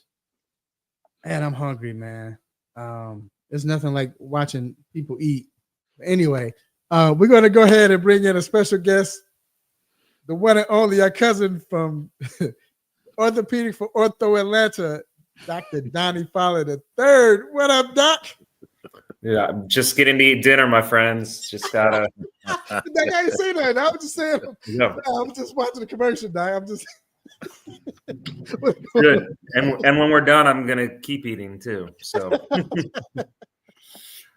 Oh man, but anyway, how's it going, Doc? Everything good, man? It's good. It's good. I guess we were at the same place last night. Not the best outcome for my squad, but it's early. So. Cool. But Doc, we're gonna get this going because we late, man. Make sure acting like big brother, little brother, the whole show arguing. Man, But this guy. That's just man. Anyway, Doc, my first question, and a lot of people want to know too. T. Higgins, man, was out last game. Chase is the beast. Jamar didn't care. I was about to say Jamar didn't care at all, but Higgins is out, still dealing with that quadricep injury. What is the likelihood of him playing this week? And I know he was limited today in practice, but what is the likelihood of him playing? And then, do you think he's going to be very productive? Yeah, productive. No, I have Jamar Chase. So I mean, T. Higgins can stay out as long as he wants. If Jamar is going to keep balling out like he did last Thursday night, so it's nice going into your fantasy weekend knowing that it's going to take something crazy to lose after him dropping 60. But I mean, no. So, I mean, T. Higgins, I think there's optimism at this point from what I read. Again, no matter whether his is a quad, but that's still a soft tissue injury. So whether you're talking hamstring, calf, quad, lower body, soft tissue, wide receiver, speed position, no matter how many times they come off the field in between their routes, you worry about they're running. Yeah, that they're running. You worry about how he's going to perform. Is he going to have a setback? Obviously, if you have him on your team and he's active, I think you probably got to roll the dice and play him. Now, he may not play 90% of the snaps. Maybe he's out there 50, 60%, but they're probably going to target him a decent amount if he's out there, especially if Chase is drawing double teams. So I think you watch it. I have a hunch that he plays, if I had to guess. And if he's on your team, you probably don't have three wide receivers that are better than him. So I think you roll it, but I think you hope for 10, 12 points. And if you get anything more than that, it's a bonus. 66 points is crazy. 60 points is crazy in fantasy from one guy. Jesus. Doc, we got to ask you about Viking running back Aaron Jones. Rib injury, limited in practice. 2-part question, Doc. How do we think that's going to affect him coming Sunday if he plays? And why don't these guys wear flat jackets no more, Doc? What's going on? Right. Great question. Yeah. Well, one, I think they're optimistic about him playing. Two, it sounds like he's trending towards playing. Obviously, you want to watch the last minute active inactive list and et cetera. As far as like the protection, I mean, I think what has happened is there's been advancement in technology. So flak jackets are still out there, but I think they have more contoured, sleek kind of extra protection gear padding that you can't really appreciate as much or see that gives especially like a running back more mobility so they don't feel as restricted, but has similar protection to the old school flak jacket. So I think it's just been improved upon from a technological standpoint.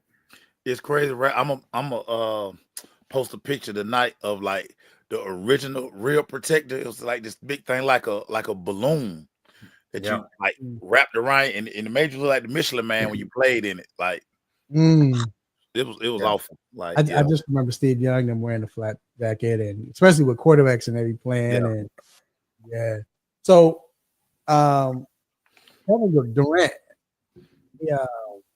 and funny thing is he's been playing extraordinary. Phoenix has been great, and all of a sudden he gets hurt. He has I think a left calf strain. I started to answer this, but I just rather you do it. How long can that keep a player of his age out for? Yeah, and again, I mean, soft tissue injury, different sport, still bad. He's, as you said, older. I think he's 36, 37.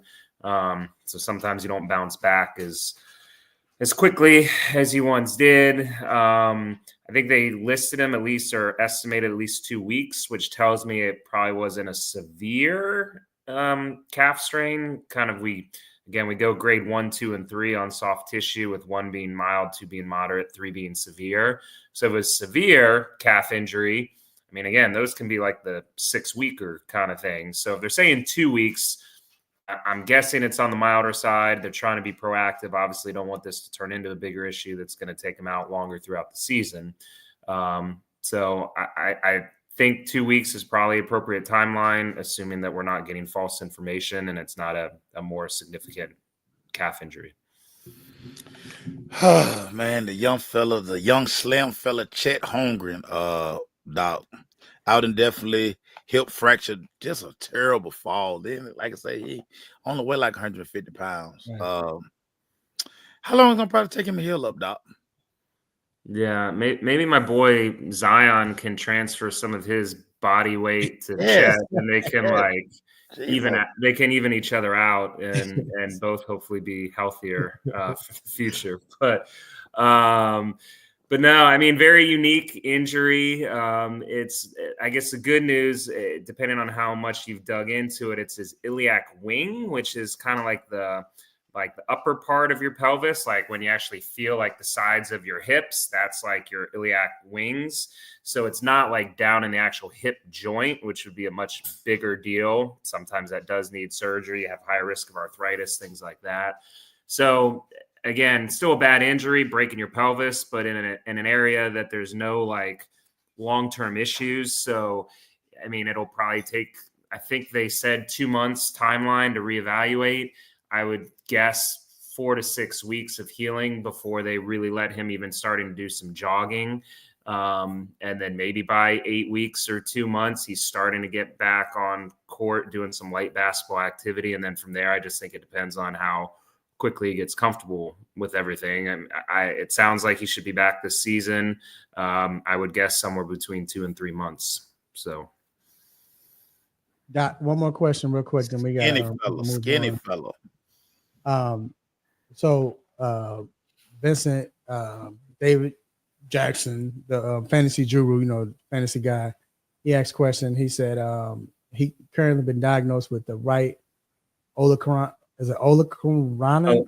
Olecranon. Olecranon bursitis in his elbow. He said he was doing fantasy, trying to make a fantasy trade, whatever, and got upset when he noticed that T. Higgins wasn't playing the other night.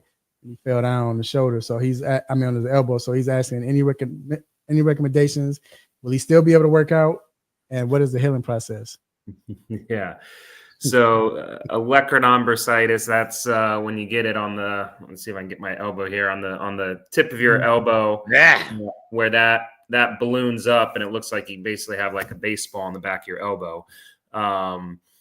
So you got them in all the bony areas of your body to kind of cushion, but if you bang it, then it gets inflamed and it swells up. So basically, simple way to try to treat it is you ice it, you compress it, you elevate it, you try to let Mother Nature do its thing.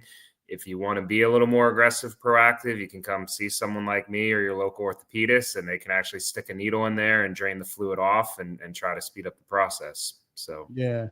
So yeah, that's what I told him. He said he's good now. He cried like a little. Anyway, so all right, Doc, we're gonna move on. So it's time to get to these NFL picks, and we're gonna speed it up because we got a guest coming on, man, and because Maceo don't want to agree, or we late. But anyway, we're going with that's you with that argument. Make a poll. Put a poll up. So let the people speak. We're gonna start. Ask Doc. I'm gonna ask Doc after this. Okay. Washington, Philly, Doc. We'll start with you. And I'm gonna let you in. I'm not gonna answer because we picked the same. All of us picked the same. So we'll let you just go ahead. We're gonna go to the next one. Yeah, Philly. Why did you pick Philly? Yeah, not maybe it's the reverse jinx against my boys. They let one get away against Pittsburgh. They should have won that game up 10 in the second half. What I'm most concerned, short turnaround, going to Philly, and Lattimore is still out, which is their biggest weakness, is their DBs are getting cooked. So we need Lattimore to lock up someone like AJ Brown, and we don't have him. So I think we're going to be competitive, but in Philly, no Marshawn Lattimore. I'm going Eagles. So all right. And then the next one, I'm gonna let Mace answer this. We got Baltimore Pitt. We all agreed again. Mace, go ahead. You say why you picked. I went Pitt. Preston Smith, TJ Watt, Russ Cooking, happy George Pickens, Mike Tomlin, man. I just think these are the type of games that Pittsburgh win. Give me Pittsburgh, and something going on in Baltimore. I can't put my hand on it, but yeah, give me Pittsburgh. Not looking good. Then we got Cincinnati Chargers. Me and Doc went with Cincinnati. Mace went with the Chargers. Only reason why I picked Cincinnati, this is a hard pick. I'm not gonna lie. It's tough. I went back and forth. Yeah, because Chargers defense, right? Yeah. Plus, I need to make up ground, so that's why I need to make up ground. So. right.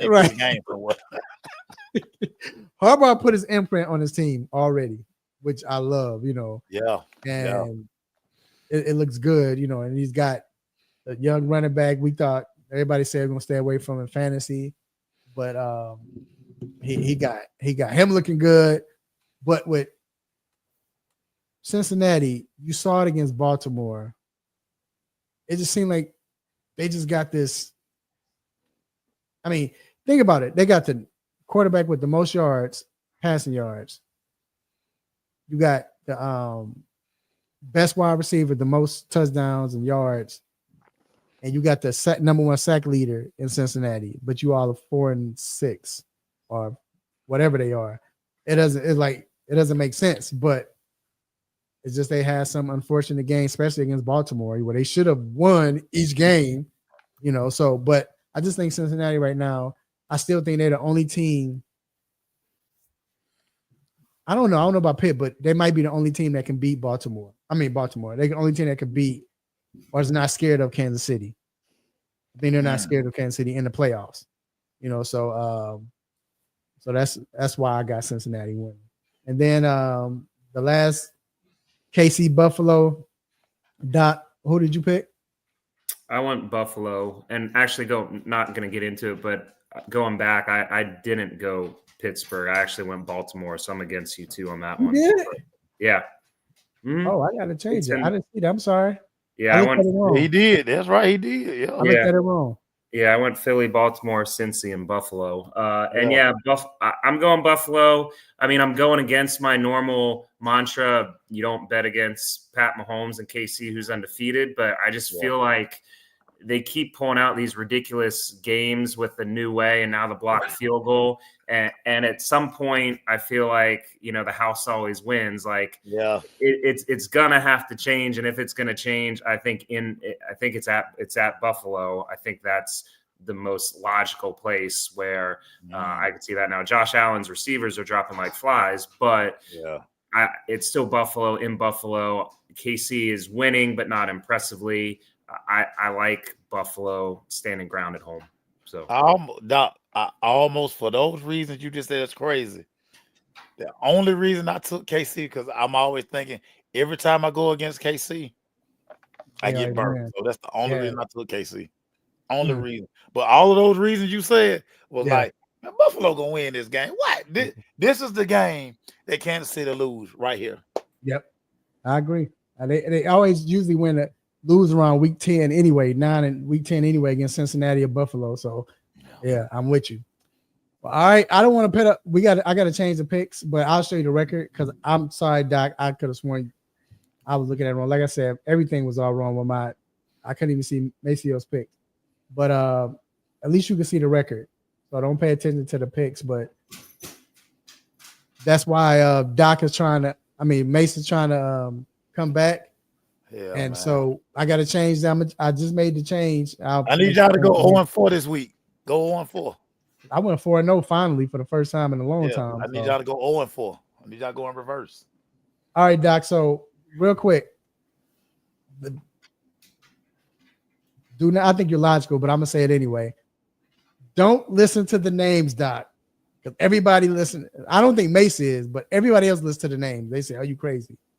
I made a statement, and I said Baker Mayfield is the most competitive, not the best quarterback, or not the best player, the most competitive player in the NFL. And and Mayfield got him at number 8. But as far as who loves to compete, top 7. No, you said 8. okay, top 7. Okay, so that could range. Okay, whatever. But Doc, am I crazy? You think I'm crazy also?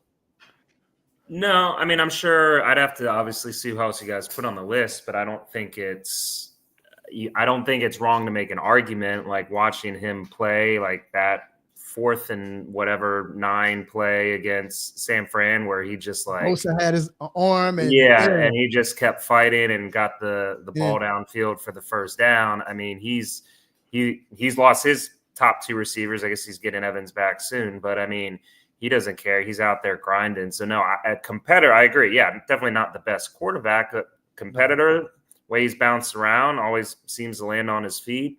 He's out there, you're going to get 100%. So I don't disagree with you. I'm sure there are other people you can make arguments for too, but I don't think you're crazy for saying what you said. Thank you, Doc. We're going to leave just like that. Thank you, Doc. So we appreciate you. And Doc, I can count on Doc. We're going to have you on next week, Doc. We'll see you next week, man. And, hey, I'll be I'm going to be at Hawks Wizards Friday night, FYI. So okay, I'm not going. You be there, Mace? Nah, I got Band-Aid duty. I'm be in Denver. Yeah, we're going to get Grayson. Grayson gonna beat us by 50 on Friday night. Oh, right. No, yeah. I got to cover the Colorado game. So okay. And the Falcon game. So I'm doing, man. All right, Doc. Well, we appreciate you. We'll catch you next time, man. All right. Have a good one. All right, Mace. So look, Mace, it's college basketball season, bro. It is, man. It is. And I know we up against time, but all hail the Tar Heels, baby. We got to bring someone, man, that my guy, the homie, who knows his stuff. The one and only Deshaun homie at Take Sports or Hoops. I'm sorry, Takes Hoops. I remember I couldn't say that. My guy. I remember the first time I tried to say Takes the piece of corned beef food out from 1999. flew out my mouth when I tried to say that. So, but anyway, none other than my guy, Deshaun Tate. What up, Tate? You still messing that handle up? You changed it like 15 times. I First it was actually have Tate. not. I have not changed that Sports. handle in I don't know how long. And I mean, y'all ain't tell me y'all was having John Cena on the show tonight. I think he like John Cena. No, listen, seriously. I got a bone to pick before we get started. So we all went to this North Carolina and Kentucky matchup last year, right? I keep wanting to call it Phillips Arena at State Farm Arena. And you remember this, Mace? Yes. Of course, they had to take North Carolina to beat her. I'm starting to think that's the only reason that he came out, because you've seen all the tradition in the house. The house was going crazy. It was packed. I mean, it was serious. It was very similar to last night. And I remember at that time, we had a conversation. I said, yo, Champions Classic going to be here next year. You got Michigan State, Kansas. You got Duke and Kentucky.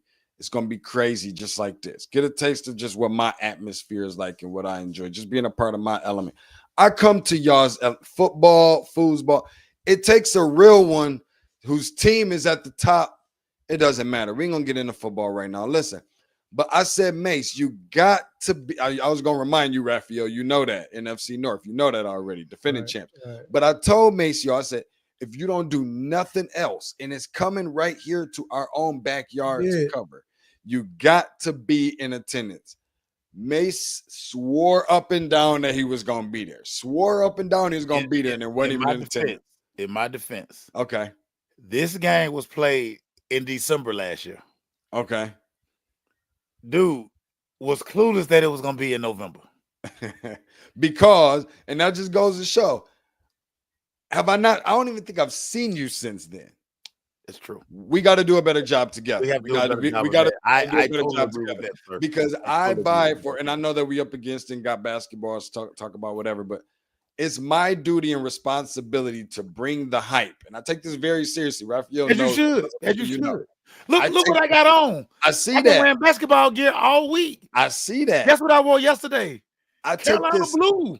I take this very serious. And to I love bring the hype of college basketball to this city. And if I didn't hit you as a reminder, that's on me. I take the L on this one. Final Four of 2031. I know it's a while away, but I'm going to remind you every day. And you know, if nobody else reminds you, I'm going to remind you every day from now until Final Four of 2031. Right. It's going to be here. And I got to say this. I got to say this to Sean, and you know this.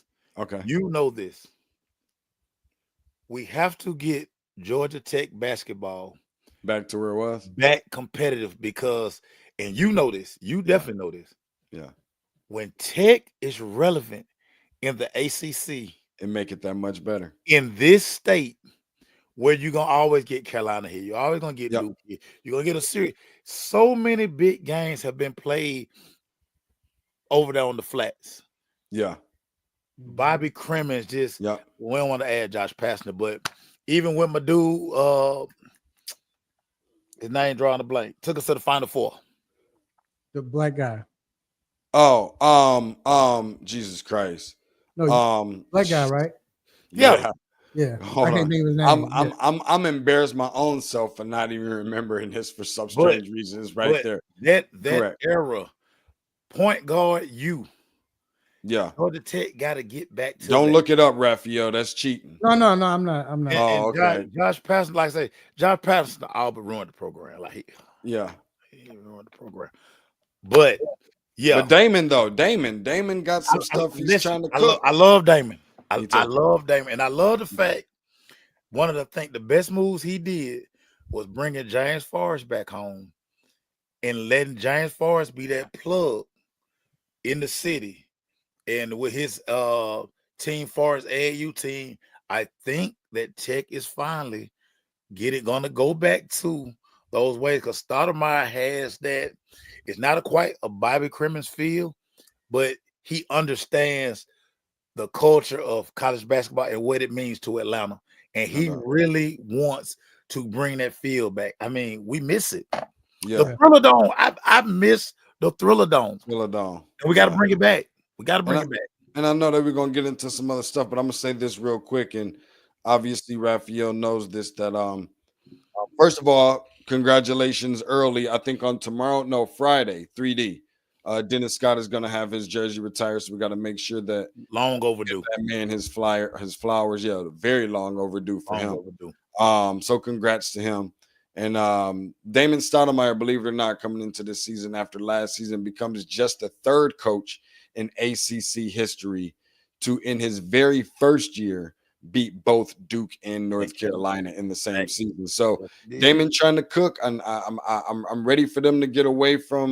I'm not going to call it a narrative because I know it's important. It's hard to poo-poo on education, but I'm ready for education to not be the only thing that matters at Georgia Tech. Let's just put it because we know Kenny A and Steph and all those guys, they were not showing up in rocket science class. No doubt. So yeah, I'm with you on that. All right. Let me get to it because, like I said, we press some time. We always pressing for time, Mace, when it's talked to college basketball. We've been talking these hoops. we argue about Baker Mayfield. We've been talking these hoops. Yeah, we was having our little brother, big brother argument. We're gonna talk these hoops. But I wanted to ask you, bro. We saw, everybody saw Cooper Flagg play, and he showed out. He, as far as point total, if you watch. But I want your opinion. You're the expert. Is he every part of the hype that we've been hyping about, or they've been hyping about? And how far can this team go with him and the other guys like Parker and all of that? First of all, I don't know about expert. There's probably a lot of people that'll probably disagree with you, Raphael. But besides that, that's what experts say. But go ahead. I think it just depends on who you talk to as to whether he's living up to this hype or not. I think that, when you start either talking to some of the younger generation or just, guys that is all about overhyping players and throwing terms and words like generational player around so loosely between word in sports. Yeah. So between guys like that and some of the guys that you might see on a television set when you turn it on, who's really just saying the things that they say, which I don't believe that they really believe, only so that they can, move the needle and raise ratings. Beyond that fact, I think it just depends on who you talk to. I know that there were some conversations about Kevin Garnett's name being mentioned in terms of a comparison of a player. We get it. He's not as tall, this, that, and the other. We get it. He's the dominant force that he was and never played college. But and Garnett signed off on some of that too himself. But if you're willing to completely take out the things that people are saying about who he is and just look at him with just the naked eye and just being able to say, this is just a player. There's no name on the back of the jersey. Never heard or saw this guy before. What is he? Then I think that he probably he certainly met those expectations. Did he exceed those expectations? I don't know if I'm willing to go that far. Definitely looked more like Gordon Hayward than he did Kevin Garnett, which is not a bad thing, by the way. That's a guy that went to two national championship games, one for sure, I know, and was a high pick. But he definitely got some work to do, but it's also not bad being in the company all by yourself, of which you're the first player, I think, in Duke history or over 40 years or something along those lines to, in your first 3 games, total more than 50 points, more than, what is this? 50 points, 20-something rebounds or 30-something rebounds and 10 assists. Something that had never been done before. And remember, he's only 17 years old. He's technically a high school senior because he reclassified. So you got all these different elements and layers to the onion. But I think he just, for my expectation only, I think that he met the expectation. I don't think he exceeded it, and I don't think he went below it. I think he met it, and that it's only some really, really good games still left to play. Just remember, let me say this last little part because I know we got to go. I remember seeing Zion's first game. His was the first game of the season. They played that same Kentucky program, not team. And he has some really good dominant numbers as well. Looked really good. I remember Kevin Durant in his third game of the season after they played Michigan State. That and the numbers look very similar as well. So I mean, he's on track, if not nothing else. But I just can't wait to see what the future holds. Deshaun, one of my favorite podcasts going right now is Truth and KD. And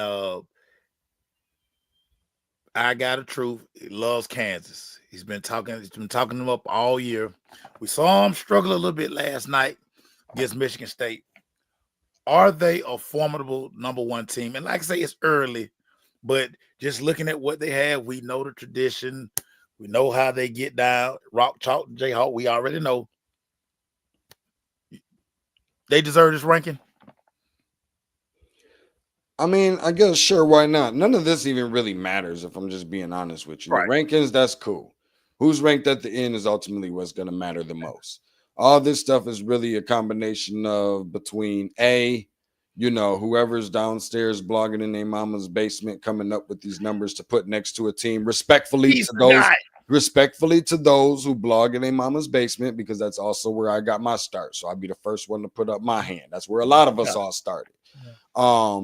But even more so, in addition to that, they got pieces coming back, and it starts with the guy that absolutely killed Michigan State. That's why Kansas is going to be ranked again after Monday, is because of Hunter Dickinson and the way that he ate up against, that was just straight up hungry hippo. You know what I mean? They dumped the ball inside. They fed them. They did what they were supposed to do to Michigan State. And the reason why, I don't know if this is a slap in the face towards Michigan State or if it's credit to Michigan State, because it's like, Michigan State stayed in the game with y'all. Y'all can't be that good.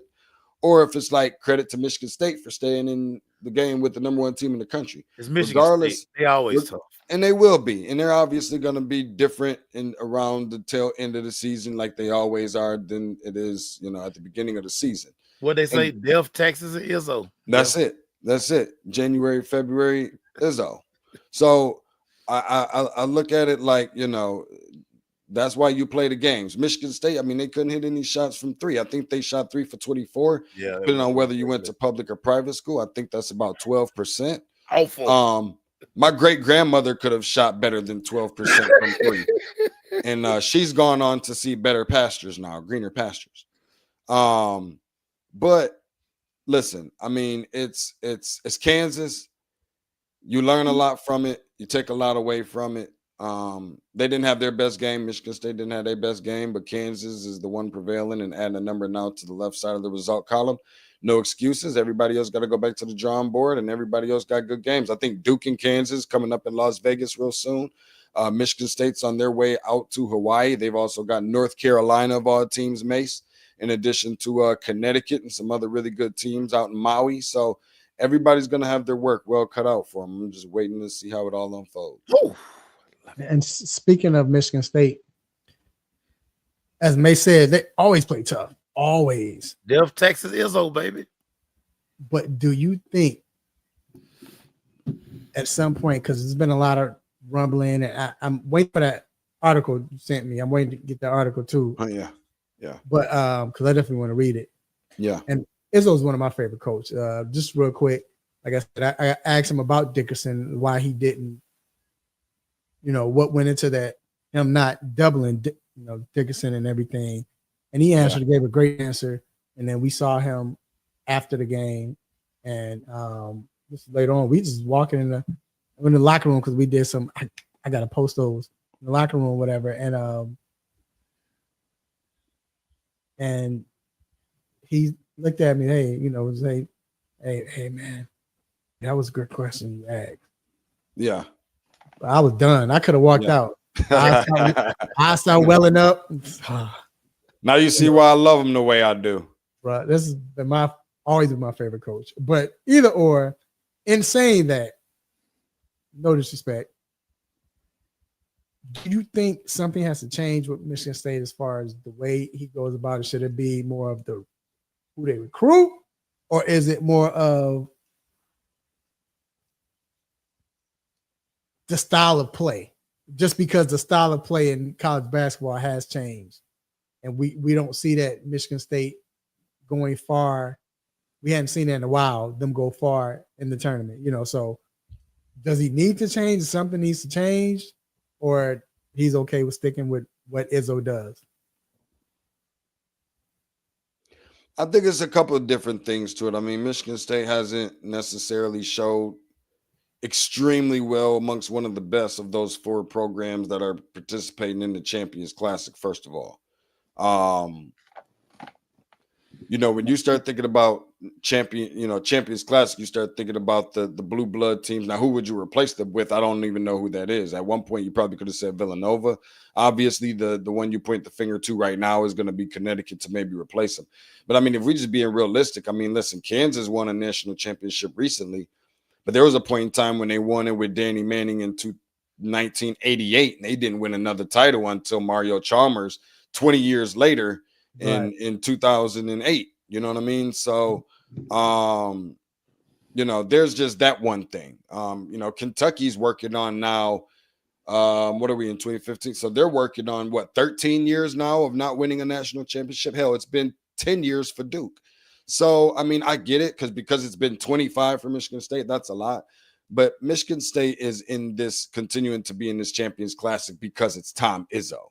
It's not about necessarily the teams. Now, about the things that necessarily has to change, there does have to be some things that got to change. I think one of the first things that Izzo is just a stubborn person, and that's just the way that it is. You're going to play for him. You're going to do it his way, and that's just what it is. I don't care if your last name is Jordan. I don't care if your last name is whoever. You know what I mean? You name James. You name the guy. You're going to do it his way, and you're going to go. You're going to win that way. You're going to lose that way, and he's brought a lot of success to that program. There was an article that came out recently where I think a lot of people kind of got it misconstrued over the course of the last 24 hours, where someone asked him about his replacement when he decides to step down, which I would imagine is going to happen soon because we just saw Tony Bennett and all the other, a few other guys do it between Kay and Boeheim and Roy and whatever. But he mentioned a couple guys, right? And some people got this confused. So he did mention Mateen. He did mention Steve Smith. He did mention Draymond. He did mention Magic. But what I think people didn't realize is that he was probably saying he's going to go to those guys and ask them who should be the considered candidates. Not that those guys are going to coach. They definitely. And so, and listen, I mean, but if you love and enjoy the way basketball was designed to be played when it was invented by Dr. James Naismith in Springfield, Massachusetts, December 1st of 1891, then you can appreciate the style that Tom Izzo is going to come with. His guys are always going to work hard. They're always going to beat you up on the boards and be overly physical, and you're always going to get more with less. But more with less is not winning them national championships right now. More with less is not exceeding to in the NCAA tournament right now. And it looks like it's not ascending. It looks like it's not going in the right direction. And that is a concern. I think he just wants to win a national championship so bad.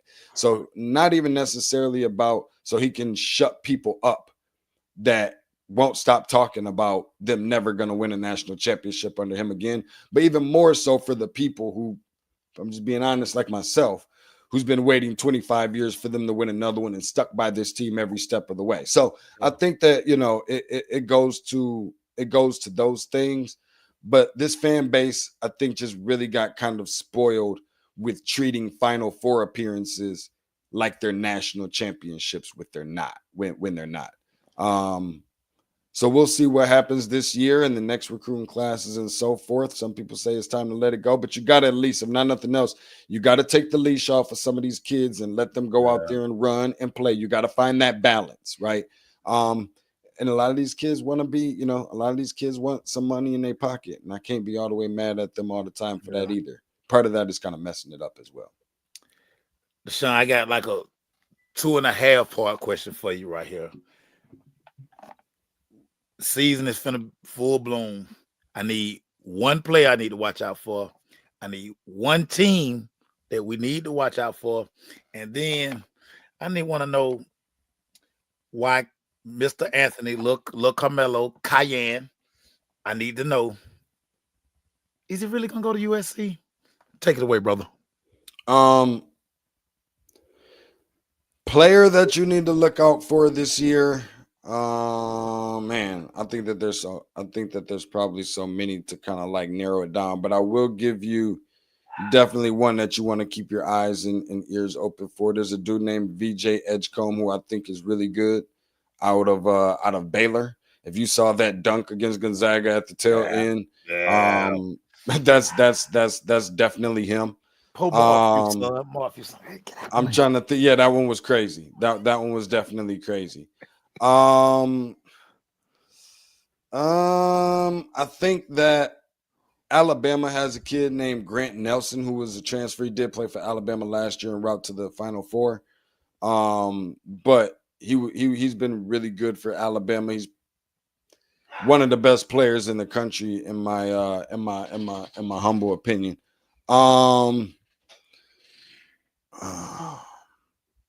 Teams.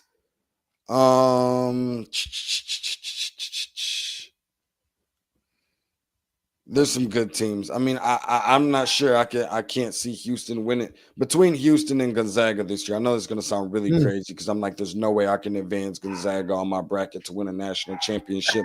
But here again, yet still, we're saying it all over again. Like this is probably their best chance at actually doing it. Right. And I know that UConn probably going to be a little pissed off when I say that because I'm not mentioning them, and all they keep doing is proving people wrong.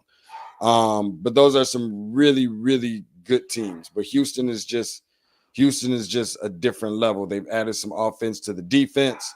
So athletic, so crazy. They're crazy. Oh I mean, God. and it's time for Kelvin Sampson. It really is. Overdo. But they just took a hard loss to an Auburn team of last week. So, in terms of Cayenne's really good. I mean, listen, first people have to get past certain things. First of all, you got to get past the fact that he's not his dad. And I know that's going to be the first thing that a lot of people are going to have a tough time. Don't even have his dad body type. That's what I'm like. No, he doesn't. No, he's not even built. He's not even built like his dad. He's not. But and when you watch him play, he looks like his dad. And I'm not saying he's going to be his dad. Right. I'm just saying that when you watch him play, you could tell that his dad's been in his life. That's going to be one person that nobody's going to say wasn't in his life because he gets it just from his dad. Yeah. Now that doesn't mean you're going to be all this and all that, because Bronny looks like his dad too, but he ain't. You understand what I'm saying? So from that standpoint, but no, Cayenne's really good. I think Cayenne's going to end up at Syracuse at the end of the day. I can't see it really happening any kind of way, but Cayenne is obviously really good and can't wait to see him get on the floor and put on a collegiate uniform and tear it up similar to the way his dad did. But those are some big shoes to fill. Somebody asked me the other about a month or two ago, where does Carmelo, where does he fall on my Mount Rushmore of all-time college basketball players? Yeah. And that's kind of tough considering the fact of what he did. You can't take away what he did and where he finished. He was a freshman and did it, and it looked so smooth. And he had the sneaky athleticism and the body to go with it, and just a finesse player that he is. And I've always loved Carmelo. So, it's going to be tough to fill those kind of shoes, but I think Cayenne's going to be a really good player. Like he belonged there. Carmelo, he was the first freshman that I remember. Just, I wasn't quite old enough to look at Pat, but still, even with Pat, Carmelo was the first freshman that looked like, he too young to be knowing that he too young to know how to do that, or too young to, his game shouldn't be that mature. His game was very mature. Carmelo, very mature. Yeah. Very mature. He had it all. He was such a, but so Melo is like really one of my all-time favorite players. Yes, just because he could score in every way. Every way. And I always, one of my favorite stories was always hearing how, like, when people always talking about like the toughest defender, T-Mac and Kobe would be like Melo, because he a bull. Like, and Kobe would tell you, like, dude, like, what you gonna do? Yeah, you go body him. He gonna body you. He gonna beat you up. He wants the contact, but then you talking about a guy with his size can blow by you and just give you buckets, falling away. How you want it? Yeah, No, you can put him in the post. You can put him on the outside. I mean, Yeah. I know, and listen, Elbow. I'm never gonna disrespect the older generation. And I even seen this guy play, obviously, too. But and listen, I love the dream. I love Hakeem, one of the best in triple threat ever. Okay, but I think that Melo is in that a similar breath when we start talking about guys playing out of the triple threat position. Oh, of A course. guy who can come through and sweep and use the body, bump you, step back. I mean, however you want to do it, hesitate.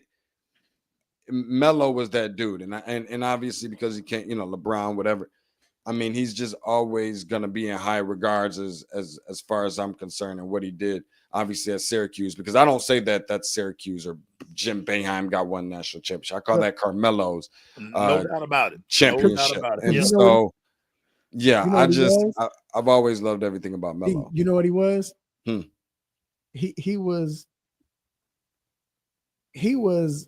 a smoother and more, I don't want to say athletic, but just more smoother player, or a smoother version of Mashburn. You know how Mashburn could do it all? Mm-hmm. Mashburn could post you up, but Carmelo was bigger, of course. Big, yeah. But you know how Mashburn, that's another one that is very underrated. But Mashburn's game was like he could do anything, post you up, he could drive past you on a wing, shoot the three. Drive past you. Yeah. Carmelo at his size, it was just like I'm gonna tell you a guy that's in the league right now that reminds me a little bit of Carmelo, a little bit. And y'all tell me what you think. Similar build to go along with it. Now he's not as smooth per se, but he got a smooth game. I know you're gonna say. You do? Wait, who you gonna say? You tell Randall? me who you think I'm You going think to say, Randall? since you know me so well. Who? Was you gonna say Randall? Wrong. You tell me, Mace, who you think? I don't think nobody got a Melo game, so I can't wait to hear this. Who? I think Paulo reminds me a little bit of Melo. Oh yeah. Paulo.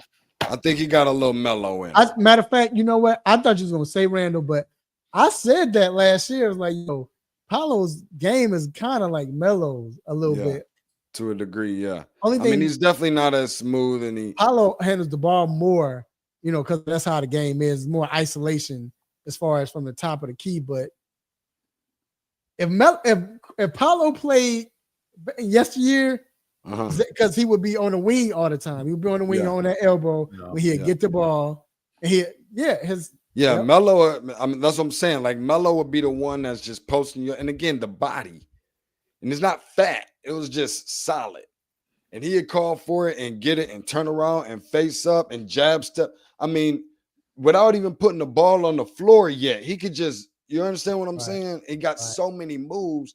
Yeah. And you jumping all over the place and falling footer, and he just it's Melo. You know what I'm saying? And I think the name just kind of fits the game also. And see, and that's the thing about, you get me started on get off my lawn.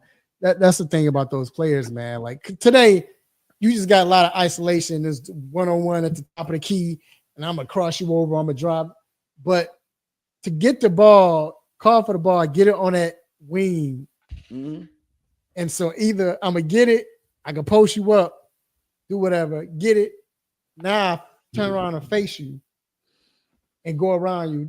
Then I get a face you again, jab step, hit the jumper, go to the left, pull up.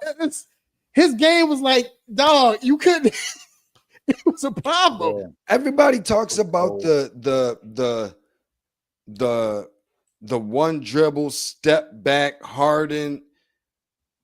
I think I saw that more in Melo first. Melo did it first. Before I saw that. And a lot of people aren't going to give that kind of a credit. Just because of just, I don't know, maybe James Harden just kind of made it more popular. What's the name did that first? That was Paul Pierce. Paul Pierce. It may be even Paul. Paul. Melo would do it, but Paul Pierce was doing that. Right. And they weren't in the TikTok, Instagram era either. So you got to cut up, go cut up their clips, and it's gonna be kind of grainy because it wasn't HD. But it's crazy. I always laugh because when people like actually see Melo like in real life, I think people are always surprised like how big he is. Like, and I'm like, He's always had that size. But so just imagine Yeah. how crazy athlete. Like you don't see guys that size. That's not a This small dude. game. Yeah. Most not a guys, small like we dude. talked about, you got a guy like that with that size. Most of the time, he's kind of back to the basket, Mhm. in the post, a Mhm. spin here. Melo had 2 guard skills, y'all. What are we doing out I here? agree. I think What the are we thing doing? is that and because we're all in the same realm, respectfully, of ages, right? I think one thing that we all kind of mutually agree upon is not only seeing basketball similar in the same way, in the same light, but the appreciation that you can have for certain players. And one of those things is I feel like we all can appreciate players who know what to do with the body that they have. And he was a guy that checked that box, because you see so many guys playing on whatever level it is that just don't know how to use it. And it makes you mad. It pisses you off. It's like, man, if I was just you know what I'm saying? Like, you know, and I think that's one thing that Zion always did a good job of. Zion knew how to use his body. He always knew how to use it when you see him on the floor, of course. But he knows how. The know-how is what takes it over the top. You can have the skill set and the game and the this and the that. Some guys got the tools and they got the Cam Reddish. Like, some guys are going to have the tools and the athleticism and the length and all the cute stuff, that words that we like to throw around, and all that stuff is fine to have that. But do you know what to do with it? Can you apply it? Can you apply it? And that's just life. Yeah. Some people have skill sets, and we're not even talking about sports, but just applying it to your own personal life. And people just can go so far, you know what I'm saying, in terms of success, but they don't know how to apply their skill set to the actual job within itself to succeed. But that's just one thing on the court that we never had an issue with seeing out of Melo. And I think that's why I respect him as much, or hold him at as high regard as I do. All right. Love me some Melo. Before we let you go, I gotta ask you this. You too, Mace. When you talk about all-time scores, and of course, you know what we do in this show, we don't go by just your points or stats. We don't do odd tests, whatever, right? Where do you rank him all-time scorer? Do you put him, everybody you've watched all time, just and again, I'm not saying, because you get name people like Iverson, or people that average 30 or 28, you know. I mean, Adrian Dantley was Jeff Malone. People don't think about Jeff Malone, but you can go back further. But Jeff Malone was a scorer. This is what he does. But we're talking about just the eye test and his game as far as the prolific scorer. You know what I'm saying? Where do you rank him? Or where do you put him in the top 10? Where would you rank him as far as players, as far as scorers? You asking me first? Yeah, any of y'all, pure scorer. That's what as a pure scorer, where do you rank him as a pure scorer? I think, in my opinion, I think that it is unquestioned. It's not even in question that he's a top 25 pure scorer. Now, that's going to sound kind of low, right? But I think that's what you can lock in and guarantee. Now, if somebody say top 20, I would say I'm good with that.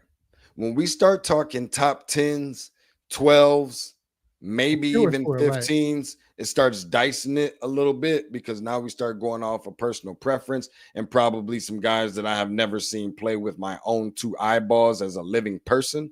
Right. What you see, and it's going about what you see in real time. Right. Yeah, right. No, I got you. Yeah, I think the concerning thing for somebody like Melo, for me, is that I saw a lot of the Denver Melo that I saw at Q's, but I think he got away from that a little bit too much to my liking.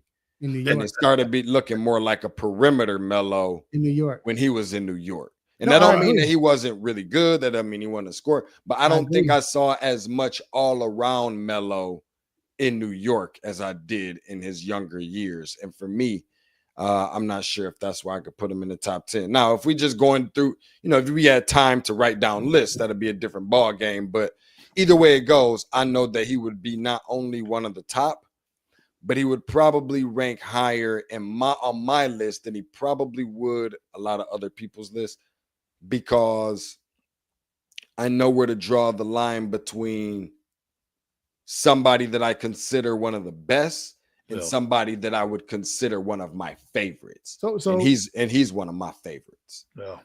I mean, listen. Go ahead. He was. I mean, he was no doubt he was a bucket, and he's probably like, I don't even have a list, but he's probably like in the top 10, like in scoring for the career. So no doubt the guy could score. I mean, for what I saw, I mean, I would put him in my top 5 for the guys I actually watched play. And I agree with you, Deshaun. The New York years were a little funny. What? Because you know why? Funny. That was because that's how I know all y'all basketball heads. Because the New York years, I'm like, ugh, because that's when he was playing under D'Antoni. Yeah. If you think about D'Antoni's system, it wasn't all right. We're gonna dribble down. Let's get Melo on the post. Melo. You get the ball behind the 3-point line and just do whatever you want to do. And the Melo starts shooting more threes and all of that. So, but he's in my top 5 because, like we mentioned, it's not that many people in NBA history you can say that there's no weakness in his game. Yeah. In his offensive game. Yeah. None. He had no weakness. Yeah. Matter of fact, everything was like strengths.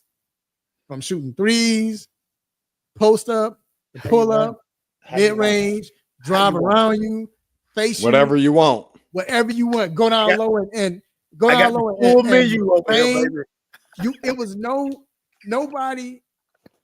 No, we talk. That's why I say when you say pure scorer, you just talking about someone who can score at ease any way you want, just pure. It just effortless. And I remember a night, Ralph. He was here in Atlanta. It was when he was with Denver, and you kind of just like, damn, man. And then look up and say, Melo got 22 at the half, huh? Mm-hmm. Where'd that come from? Because but it was so easy. It was like step back, 3, drive. Yeah. Just like these fast. And we watch enough basketball where you see guys, you be like, well, that was a tough 25 right there. Like he had to work his ass off to get that 25. Here you go. Melo ain't even broke a sweat. No, the Melo even got better right before he left Denver. But you talking about the Melo with the headband and the braids? Yeah, that was a different level for me.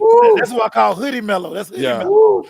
Yeah, that was a different bar. Hey, but that year when he faced Kobe, and that's when he got Kobe respect, and the way they were competing and they was going out, bruh, it was like, oh yeah, this is Melo belonged here, and they broke up their team. It was all right, man. We gotta let you go. We didn't forgot where we was.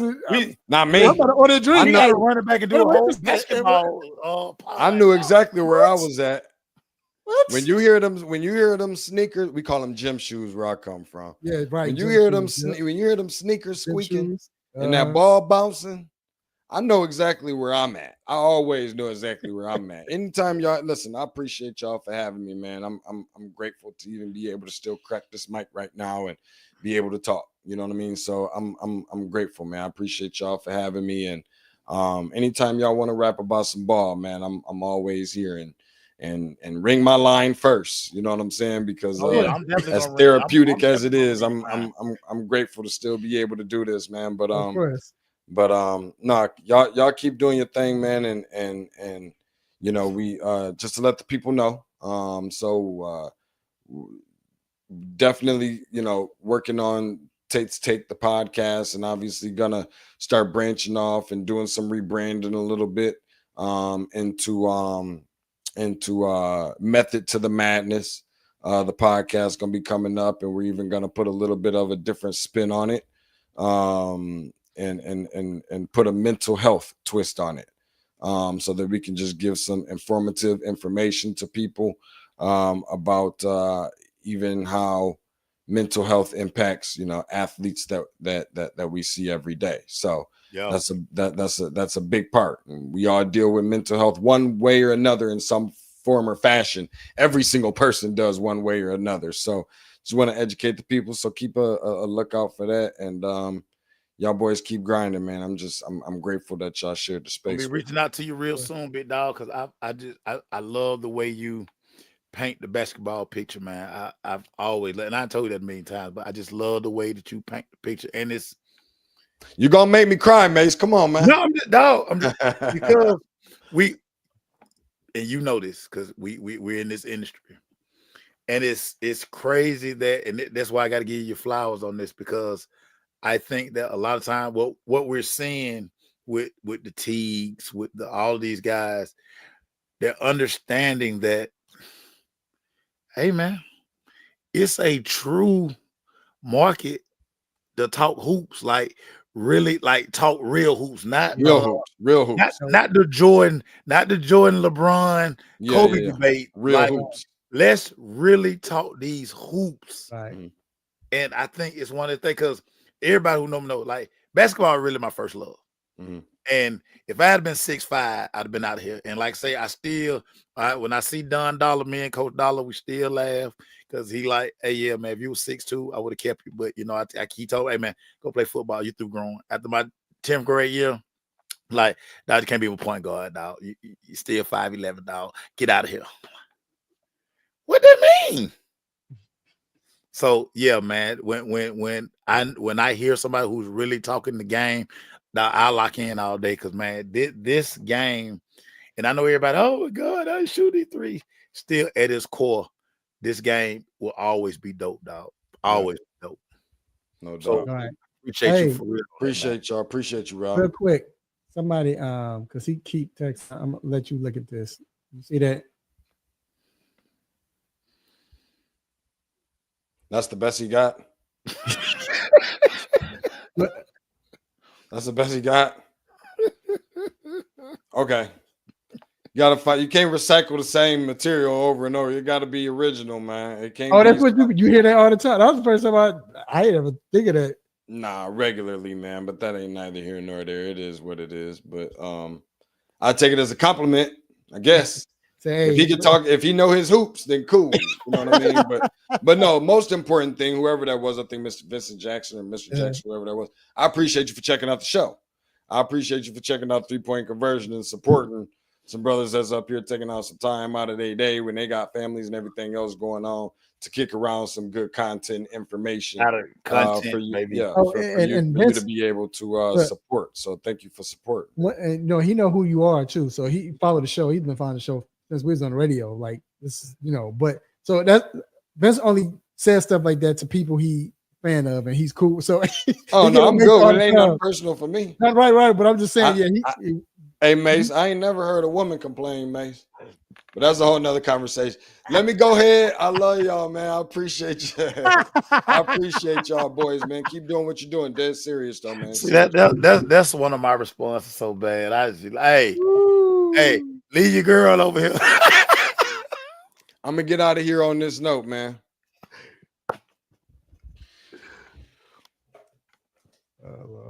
There we go. I want to hear no Detroit lines. I knew he was gonna bring in some Detroit lines. Go Lions.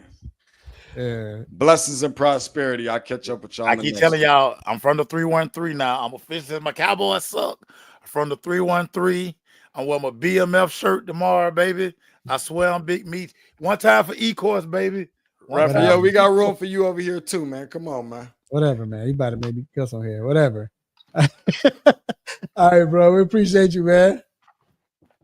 Hey, man, it's so funny that we gotta go. I forgot. But we're talking basketball, man. You don't. Great show, dog. Hey, Great dog. show. Hey, real quick, Wow. dog. With Hawks winning, dog. you hear all the chatter. See, that's why they should trade Trey. And shut up. Oh, God, it's one game. But you know what it is, though? One game, dog. You know what it is more than anything? You're starting to see Quinn's imprint on this team. Yeah. This is looking more like a Quinn team than any other team he had here. Even though he still don't have pieces, I mean, he's still dealing with a lot of players that's, a lot of injuries. Still a lot of injuries. Yeah. But you look at Utah team, he didn't really have per se. Yeah, AK-47, and then you had a lot of players that was dogs and grinding and gritty and tough. That's what you see. Because Dyson Daniels, every time he drives to the hole, bro, I cringe. But he's not about style points. He's not about looking good. He's a player. You know what I'm saying? He's gonna play. He's gonna just baller. Yeah, he's gonna hustle. He's gonna ricochet. He hustles, and it's not about looking pretty or whatever. All of them play like that.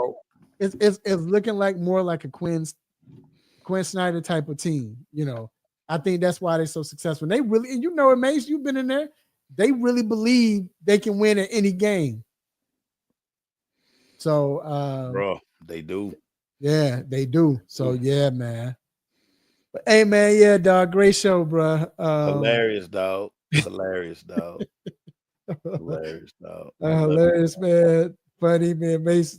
I'm not putting that poll up because I know these biased folks.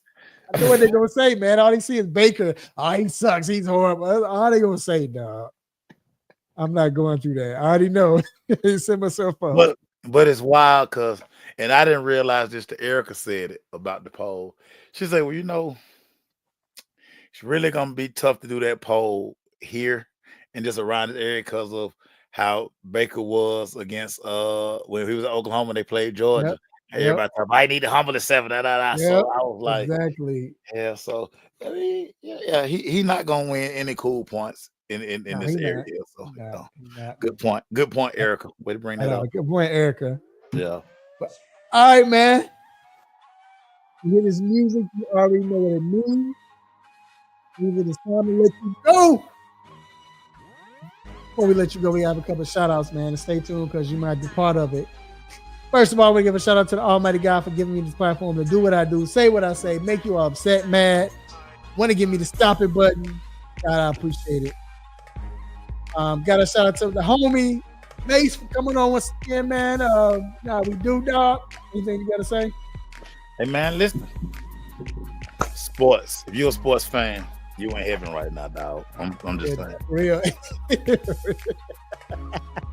For real. Just turn your TV on, dog. Just close your eyes and just you're gonna see something. Yeah, you're gonna see a lot. Also, with a shout out to our guest, his family, he's not a guest, Dr. Fowler, Dr. Donnie Fowler III. We always appreciate you, Doc. Also, my man, Deshaun Tate from Tate's Tate Hoops. He's family too. He always be on here, always, but appreciate him coming on. And I want to shout out everybody who listened, who watches, man, all the people commenting. Mike, Vincent the Fantasy Juru. We appreciate TJ Bentley, man. We appreciate everyone, man. Rhonda, appreciate you, Rhonda. Also, shout out to my lovely family, beautiful children, nieces, nephews, uncles, aunties, cousins, grandparents, play cousins. Hey, make sure you love on family. Let family know that you love them. Love them while they can still feel it. Love them while they're still alive. Eat good. Drink responsibly. Like you said, like May said, man, so much sports, so much to watch, get into. All of it, dog. Watch it. I'm gonna go OD on something right now. Yeah, bro. Just do it. And remember, next week, same time, same show, same crazy host, same sports nonsense. When you miss me.